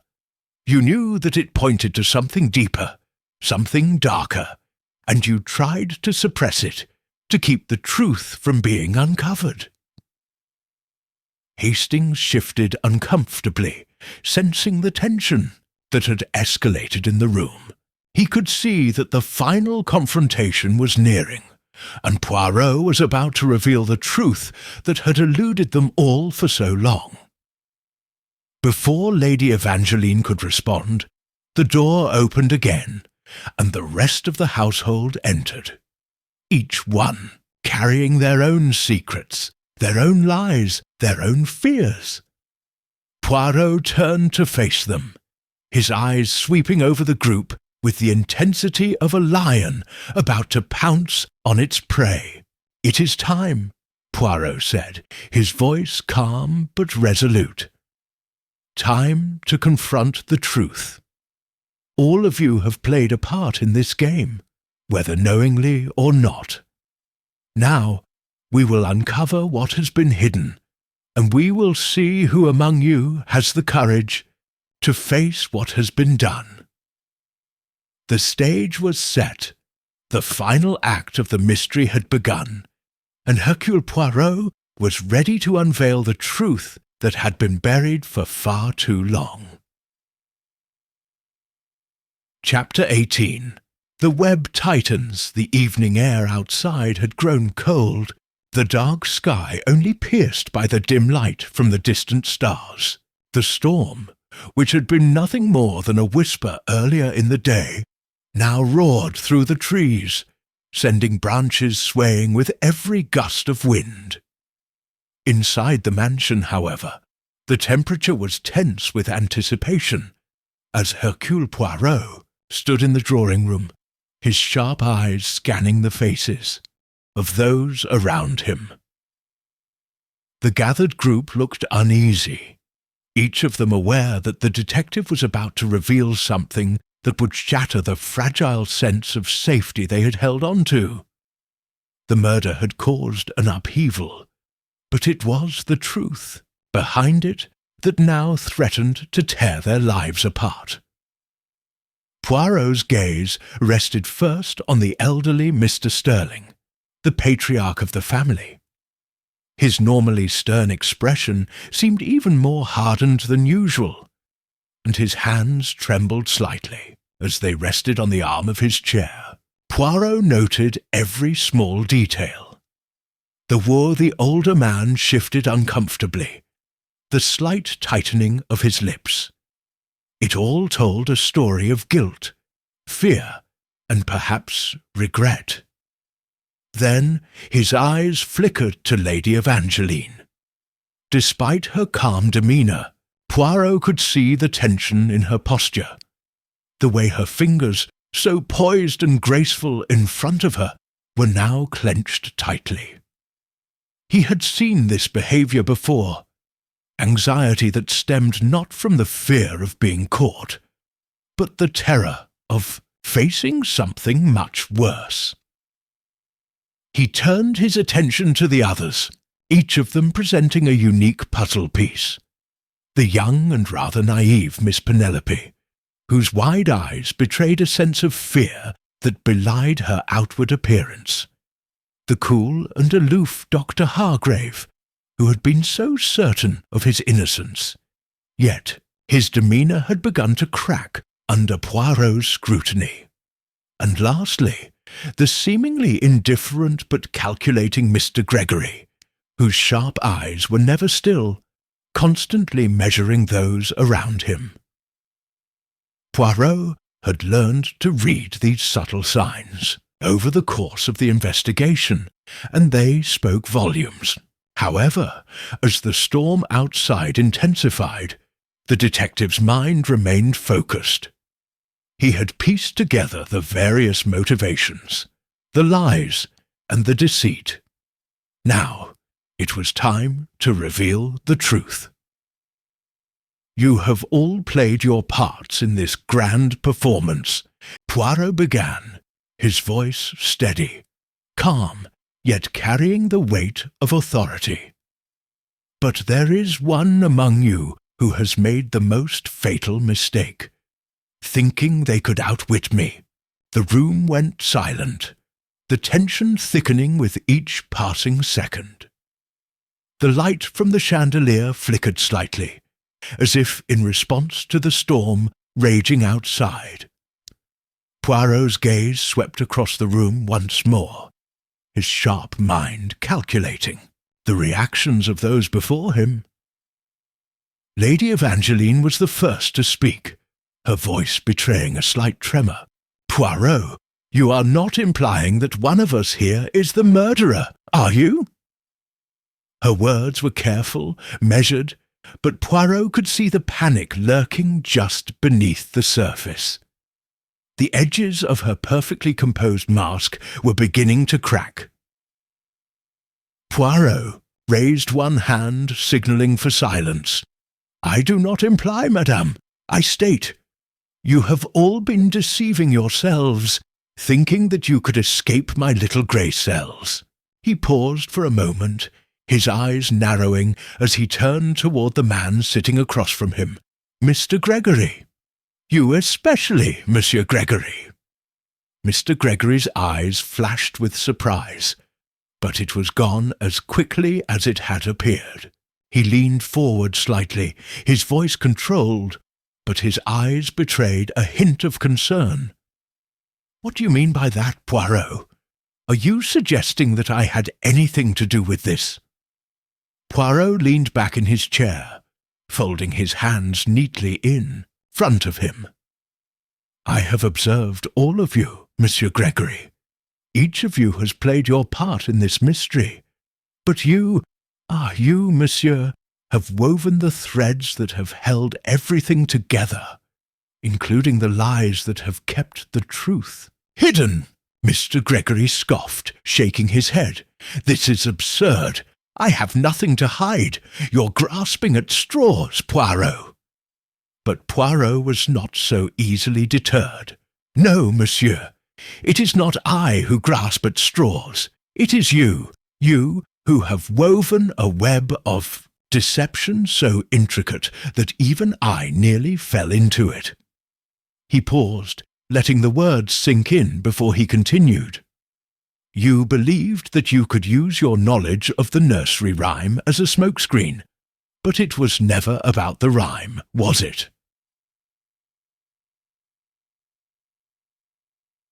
Flash of understanding passed across Mr. Gregory's face, followed by a brief flicker of unease. He quickly masked it with a forced smile. You really are a master of theatrics, Poirot. But I assure you, your theories are nothing but nonsense. Poirot's expression hardened slightly. Perhaps you are right, Monsieur Gregory. Perhaps I am merely a foolish Belgian detective who has overlooked the obvious. But what of the letter you received which you so conveniently forgot to mention? The one that tied you to the very crime that has perplexed us all. The mention of the letter caused a visible change in Gregory's demeanour. He shifted uncomfortably in his chair, his face paling slightly. The room was deathly silent as Poirot. Words hung in the air. You see, Monsieur Gregory, Poirot continued, his voice low and deliberate, you were not the innocent bystander you would have us believe. Your actions were calculated, methodical. You knew from the very beginning that the victim's death would lead us to a place where you could manipulate the events to your favour. The other members of the group exchanged nervous glances, none of them daring to speak. Even Lady Evangeline, who had maintained such poise throughout the investigation, now seemed unsure of herself. She had underestimated Poirot's ability to see through her every move, and now it seemed that Mr. Gregory was no exception. Poirot leaned forward, his sharp gaze never leaving Gregory. But I am not finished yet. There is more to this than just your manipulation of the clues. It is the psychology, the human nature behind the crime, that reveals the true extent of your guilt. Gregory's expression faltered, but he quickly regained control. What are you saying? That I killed someone? You're mad, Poirot. Poirot shook his head, a slight smile tugging at the corners of his lips. No, Monsieur Gregory, you did not kill, but you orchestrated the events that led to the death. You pulled the strings, watching as the chaos unfolded. And in the end, you believed that your scheme would remain unpunished. The silence in the room was deafening now, each of them waiting for the final revelation. Poirot's eyes never wavered as he addressed Gregory once more. You underestimated one thing, Monsieur Gregory. You underestimated the power of my little grey cells. And now the truth is here for all to see. The storm outside had reached its peak, the winds howling and the rain slashing against the windows. Inside the mansion, however, the real storm was about to break. The web of lies had been unravelled, and the pieces were finally falling into place. Chapter 19. The final truth revealed, the room was filled with an air of palpable tension, as if time itself had frozen, awaiting Poirot's next move. The thunderstorm outside continued to rage, its relentless pounding against the windows, echoing the storm brewing within. Poirot's eyes, sharp and unyielding, moved over the group assembled before him. Every face in the room had shifted under his gaze, but it was clear to him that only one could be the true mastermind behind the twisted events that had unfolded. He had already unmasked Monsieur Gregory for the orchestrator he was, yet the full truth had not yet come to light. There was more to this mystery, more to the web of deception, and Poirot knew it was time to deliver the final blow.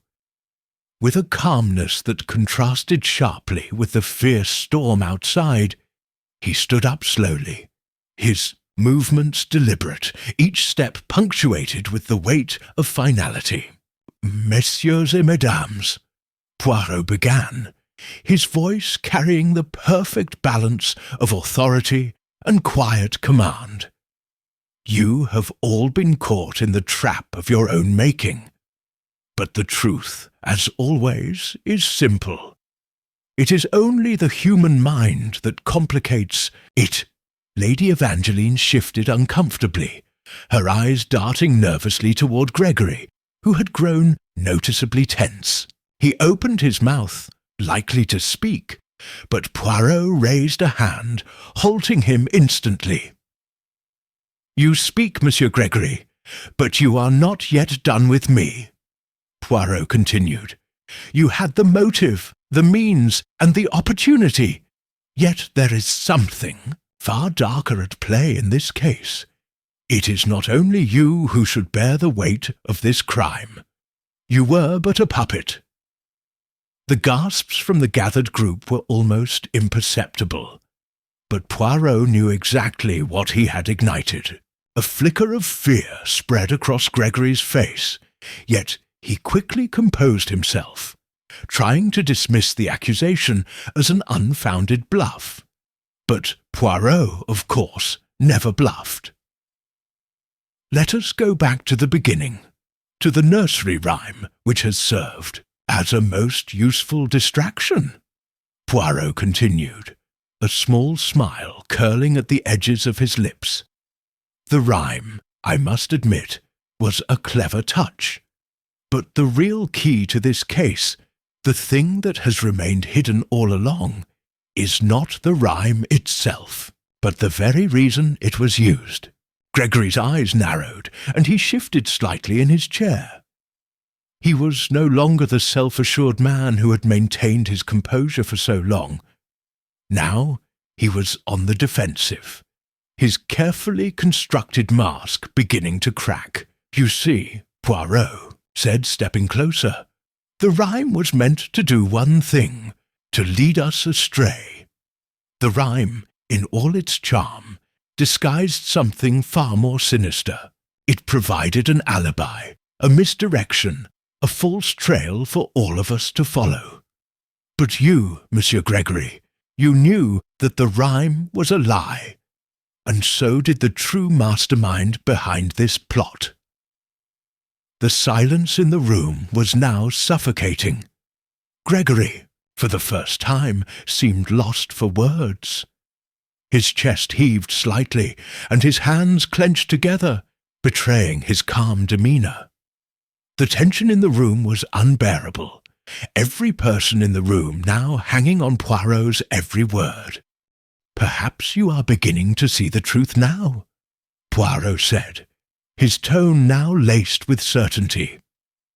"You see, Monsieur Gregory, the reason you were able to remain so calm, the reason you were able to manipulate the situation and plant false evidence is because the true culprit, the mastermind behind this entire scheme, is someone far closer to you than anyone realized." At this, the room's energy shifted again. The realization hit those present like a wave. Poirot was not just implicating Gregory, he was pointing a finger at someone else entirely.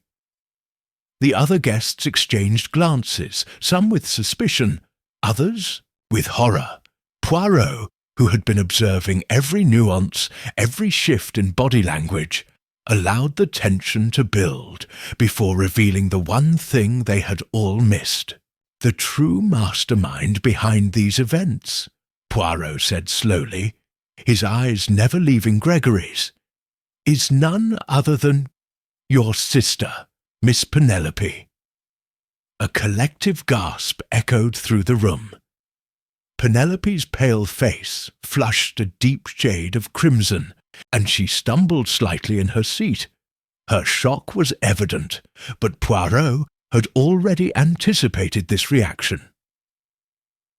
"Ah, Madame Penelope," Poirot said with a touch of sadness in his voice, "you believed that you could hide behind your sweet, innocent facade. You thought no one would suspect the delicate young woman who has seemed so untouched by the world's darkness. But it was you all along, wasn't it?" Miss Penelope's breath caught in her throat, and she shook her head vehemently, the colour draining from her face as she tried to maintain her composure. "No, no, that's impossible. You're wrong, Poirot. I could never." But Poirot held up his hand, his expression stern. "You have underestimated me, Miss Penelope. All your careful manoeuvring, all the efforts to distract from the real crime. Your plan was brilliant, yet ultimately flawed." He walked toward her, each step deliberate, as if he were savouring the final moments of the puzzle's completion.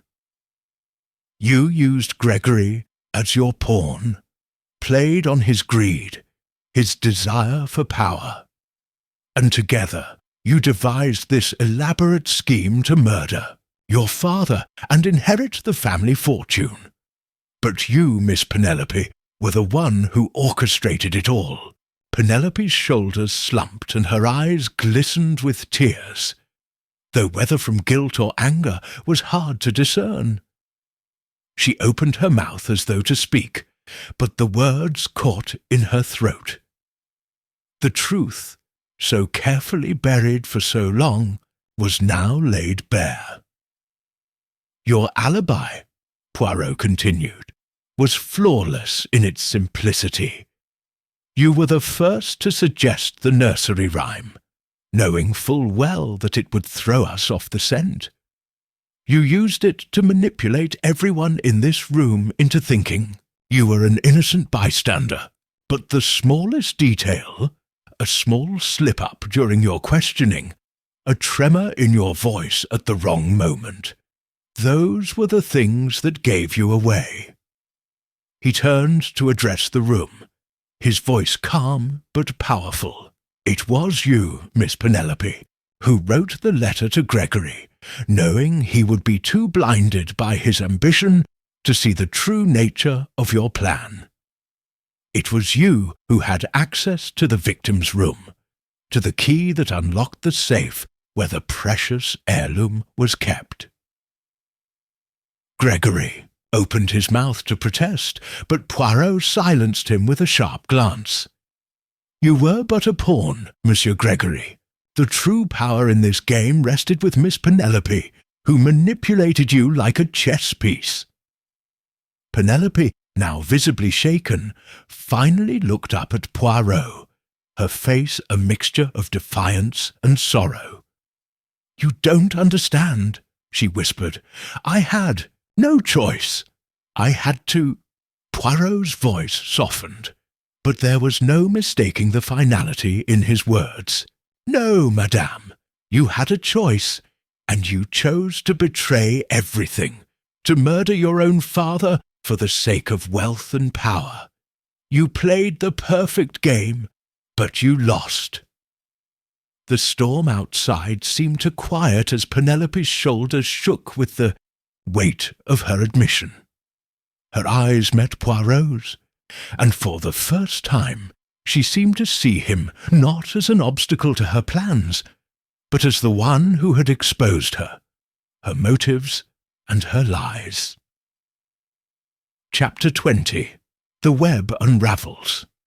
The room was in complete silence. All the guests, once so certain of their innocence, now sat frozen in place, their expressions a mix of disbelief, shock, and growing fear.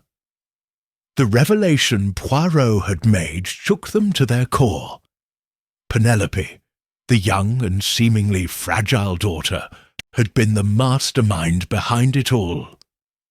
The web of lies, deceit, and manipulation she had spun over the past months was now fully exposed. As Poirot's gaze swept across the room, it was clear to him that each individual had their own role to play in this tragedy, but none of them had been prepared for the grand scale of her involvement. Even Gregory, her own brother, seemed as if he were seeing her for the first time. He had believed in her innocence, had allowed himself to be manipulated by her delicate exterior. But now he was facing the truth.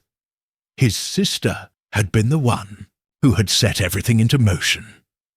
Poirot could see the guilt on Gregory's face as he shifted uncomfortably in his chair. The realization was dawning on him that he had been just as complicit in his sister's crime as she had been in his. The two of them had been the perfect team, a mastermind and a willing accomplice. But now they were both trapped. Poirot turned his attention back to Penelope, who had gone silent, her eyes lowered to the floor as if she could no longer bear to look anyone in the eye. Her tears had dried, leaving her face pale and set in a grim expression. She had been caught, and there was no escape. "You thought you could get away with it," Poirot said softly, his voice cutting through the stillness. "You thought you could hide behind the guise of innocence, but you underestimated me, Miss Penelope. I saw through your deception from the moment I set foot in this house." Penelope didn't respond immediately. She sat motionless, as if pondering her next move. But Poirot knew there was no escape for her now. He could see it in her eyes. She was ready to face the consequences, but not without a final act of defiance. "I never wanted to kill him," Penelope finally whispered, her voice barely audible. "I only wanted the inheritance. He was too controlling, too demanding, and when he threatened to disown me, I couldn't bear it. I thought I could scare him into submission." "You thought you could manipulate him into giving you what you wanted," Poirot corrected gently. "But that is where you made your fatal mistake. You underestimated not only your father, but everyone in this house." Penelope's eyes flickered with a flash of anger, but she quickly smothered it. She had long ago learned how to hide her emotions, and Poirot knew that her sudden outburst was the last vestige of resistance she could muster. "And Gregory," Poirot continued, turning his attention to the man sitting beside her. "You were complicit in your sister's plan. You allowed yourself to be swayed by her charm, by her promises of wealth and power." Gregory's face reddened with shame. He opened his mouth to protest, but no words came out. He had no defense. He had been played, manipulated by someone he thought he could trust above all others. His sister had used his own weaknesses against him, and now he was paying the price. "You were both willing to go to any lengths to secure the fortune," Poirot went on, his voice becoming colder. "But your plans, like all plans built on deception, were flawed. The very thing that you thought would shield you, the nursery rhyme, became your undoing. The rhyme, which had been central to their strategy, was now a symbol of their arrogance. It had been a clever diversion, designed to mislead the authorities and point the blame elsewhere. But Poirot had seen through it. He had understood its true purpose from the moment he first heard it. Penelope's face twisted in frustration. "You don't understand," she cried, her voice rising in volume. "I had no choice. He would never have given me what I wanted, never. He was too proud, too stubborn. I couldn't live like that any more. I thought if I just made him afraid enough, he would bend to my will." Poirot sighed, his expression softening slightly. "You were not alone in your desire for control, Miss Penelope. But what you failed to realize was that true power comes not from manipulation, but from understanding the truth, from seeing through the lies and the deceit." She clenched her fists, her nails digging into her palms. "I only wanted to be free," she whispered, her voice trembling. "I thought I could live my life without him controlling me.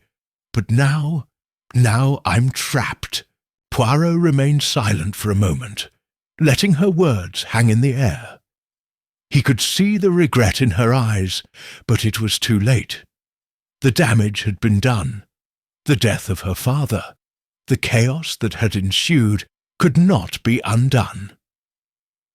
"Do you think you can undo all of this with regret?" Poirot asked quietly. "You cannot take back the actions you have taken, Miss Penelope, but you can face the consequences with dignity. That is your only remaining choice." Penelope's gaze met his, and for a fleeting moment there was something in her eyes that resembled understanding. She had always been a calculating woman, but now she saw the truth. Her actions had led her down a path from which there was no return. Poirot turned his attention to the others in the room, who had been silent observers to the final revelation. They had all witnessed the unraveling of the mystery, and now they understood the depth of the deception that had taken place. "You may all wonder how I arrived at the truth," Poirot continued, addressing the room. "It was not through physical evidence or forensic analysis, but through psychology. The human mind, when pushed to its limits, reveals its true nature.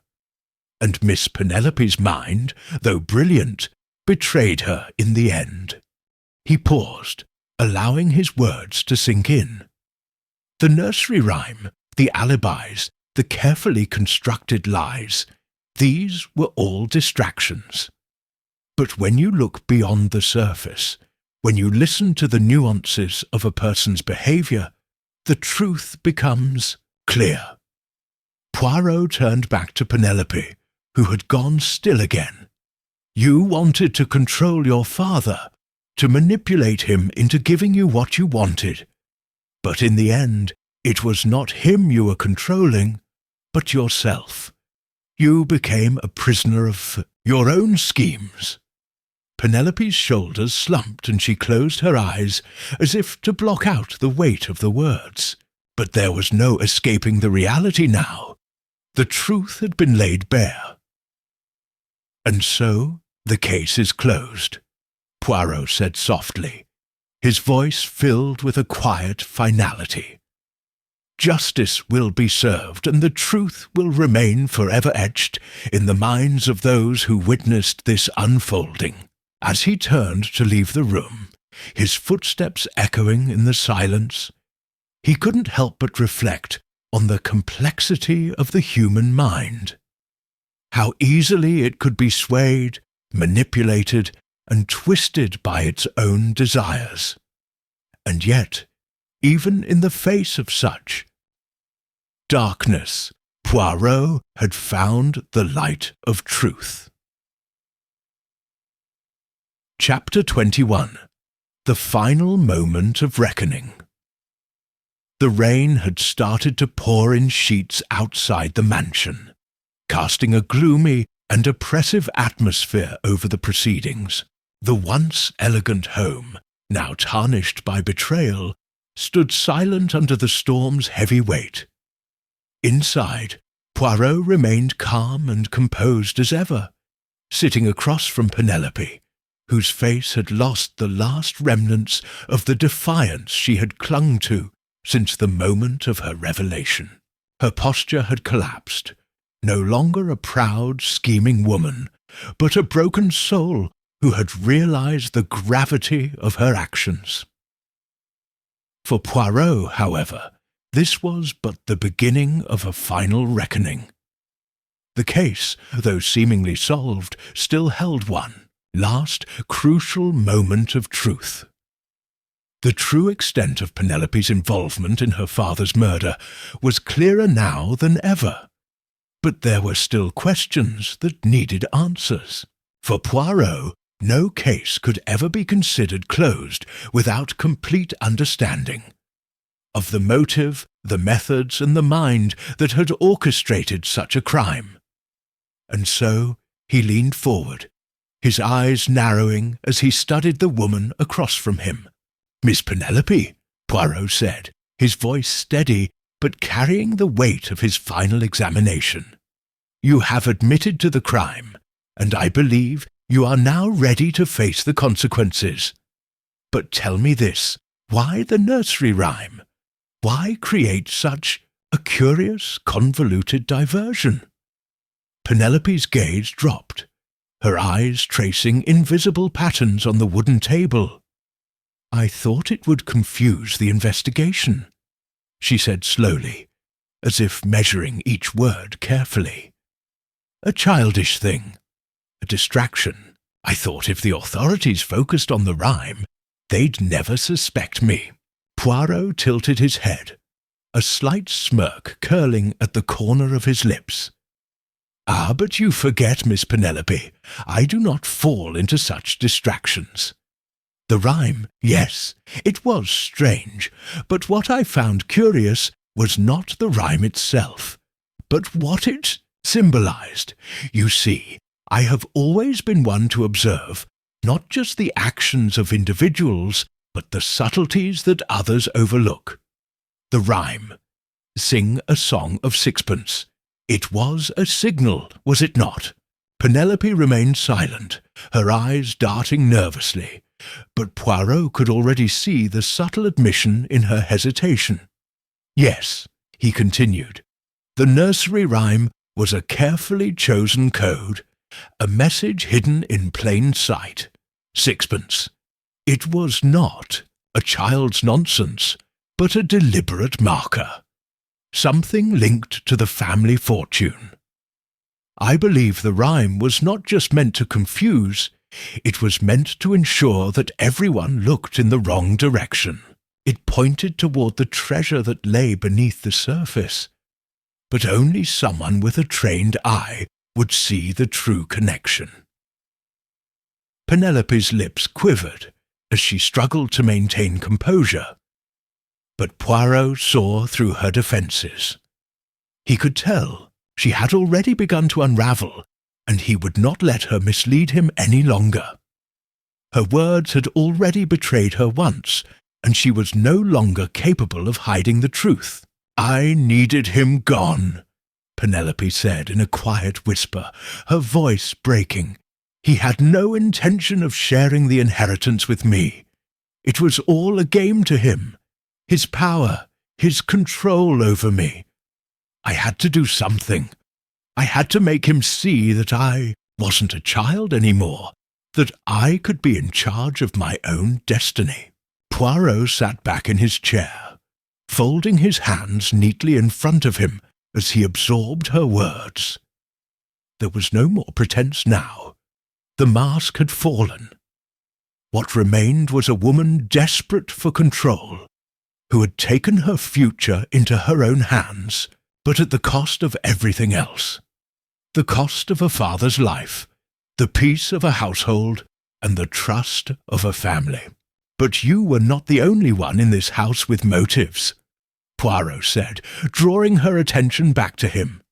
"Gregory, your brother, was equally ensnared in your plan, was he not? He had his own reasons for going along with your scheme. But I know it was not simply for the inheritance." Penelope looked up sharply, her eyes wide with disbelief. "Gregory, he had no part in this. He was just a victim too." Poirot shook his head slowly. I cannot agree, Miss Penelope. Gregory was no innocent. He too was driven by his own desires, his own needs.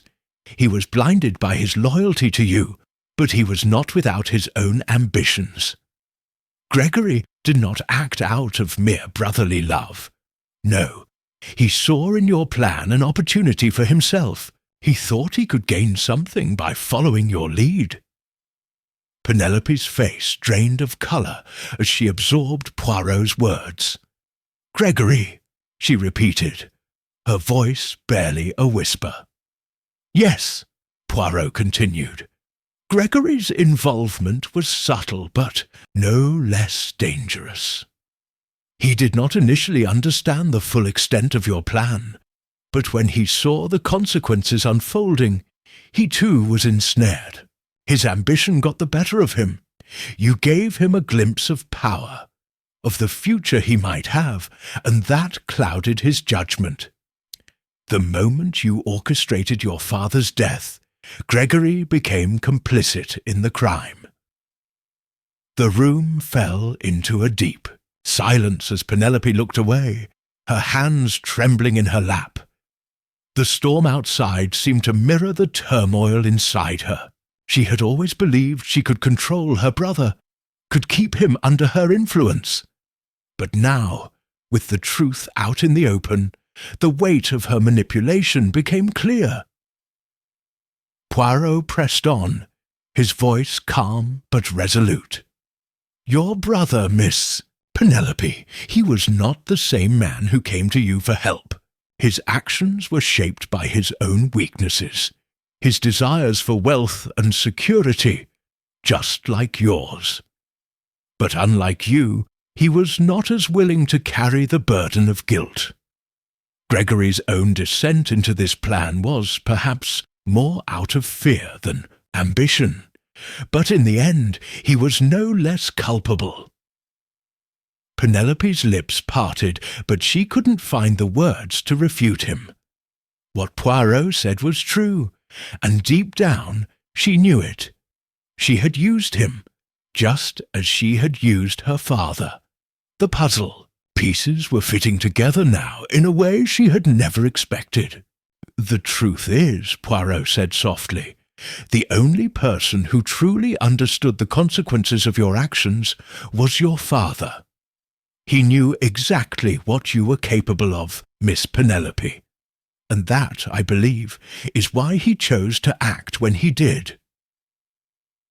Penelope's face tightened. Her father's death had been a result of a carefully planned execution, and Poirot was now suggesting that he had known she would betray him. Perhaps he had always known that she would be the one to try to take the inheritance from him, that she would stop at nothing to gain control over his legacy. Poirot's voice rang out again, his words leaving no room for doubt. "I had suspected as much from the beginning, you see.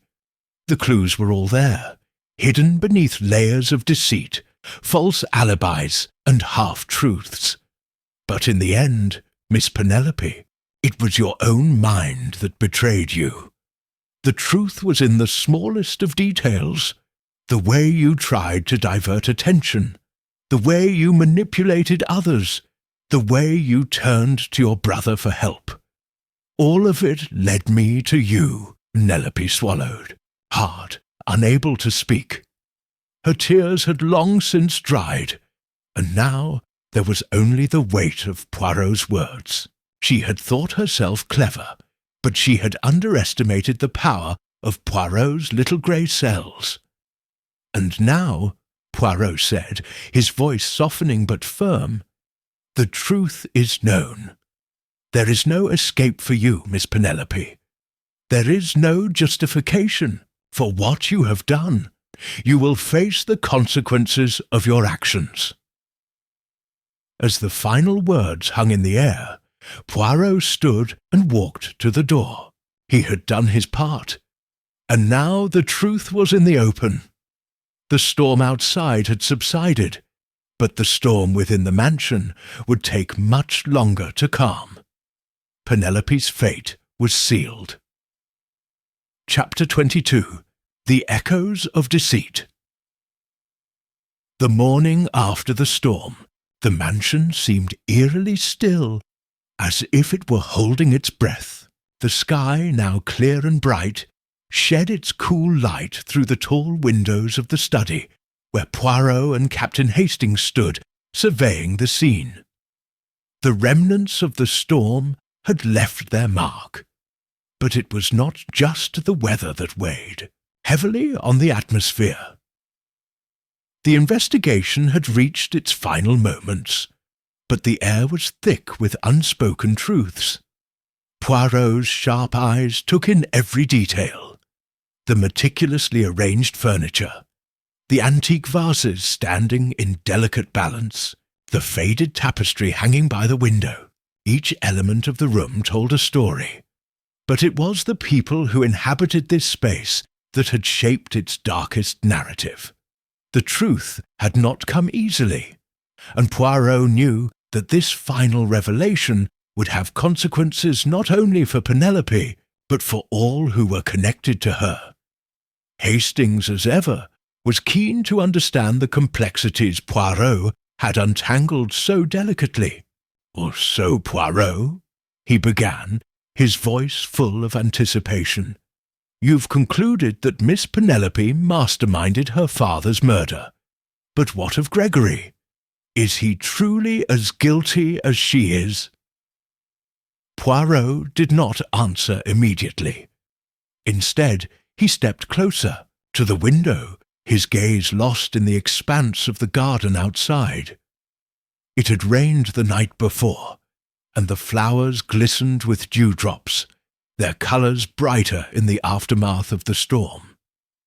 It was a picture of renewal, but Poirot knew all too well that this moment was one of finality, a moment when the past could no longer be ignored. "Hastings," Poirot began, his voice measured, "the case is more complex than you might think. Miss Penelope may have been the architect of the crime, but Gregory's role cannot be dismissed. He may not have actively planned the murder, but he was complicit in a way that speaks to his own weaknesses."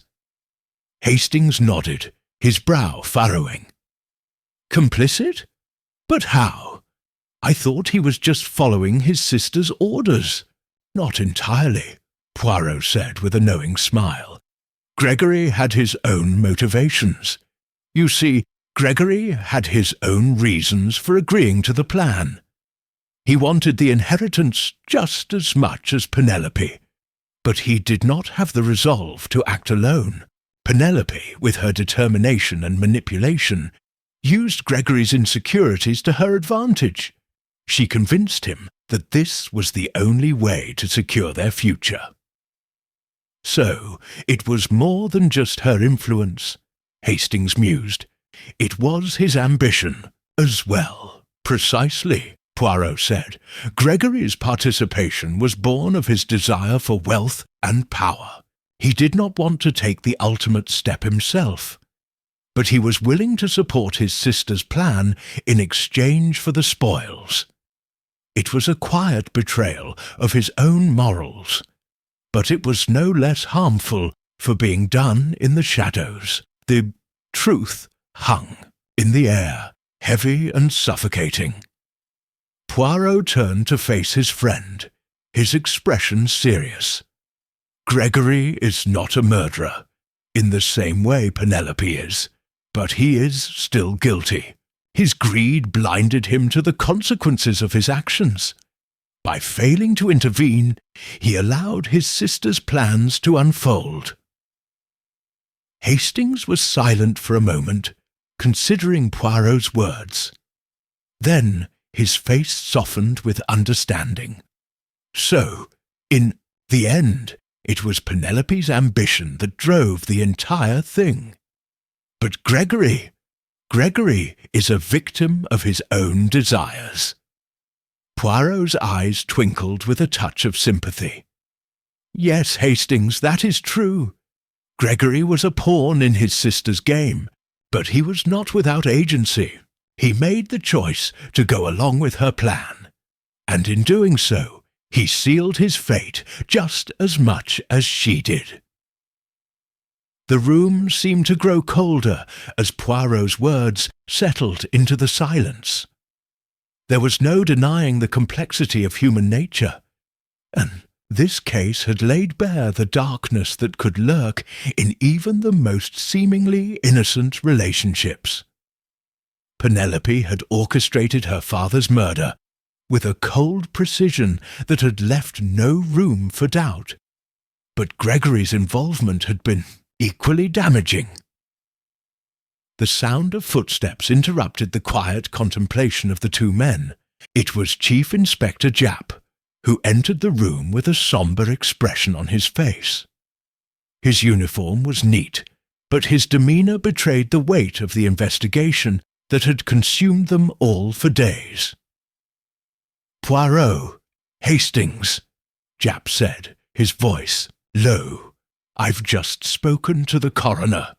The results came in, and they confirm what you suspected. The cause of death was poisoning. The substance was a rare compound, hard to trace unless you know what you're looking for. It seems the old man ingested it in his wine shortly before he collapsed."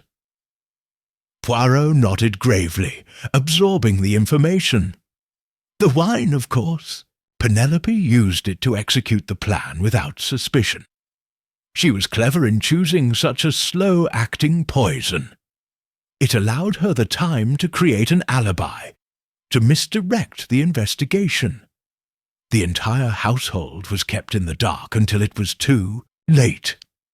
Japp's face twisted with frustration. "But why not just shoot him or stab him? Why go to all that trouble?"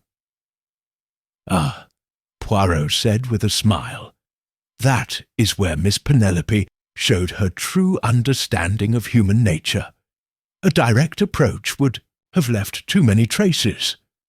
Poisoning, especially with such a rare substance, was far more subtle. It allowed her to maintain control over the situation. And perhaps most importantly, it allowed her to remain in the shadows, manipulating those around her." Japp shook his head, clearly impressed by the thoroughness of Poirot's analysis. "I see now. She didn't want the crime to be tied to her directly. She wanted to make it look like an accident. But Gregory's role was always going to be exposed, wasn't it?" "Yes," Poirot said. "Gregory's guilt was bound to be revealed eventually. But it was Penelope who made sure that the blame would fall on him as well. She played on his weaknesses, made him think that his involvement would be the key to their shared fortune. But in the end, it was her actions that doomed them both."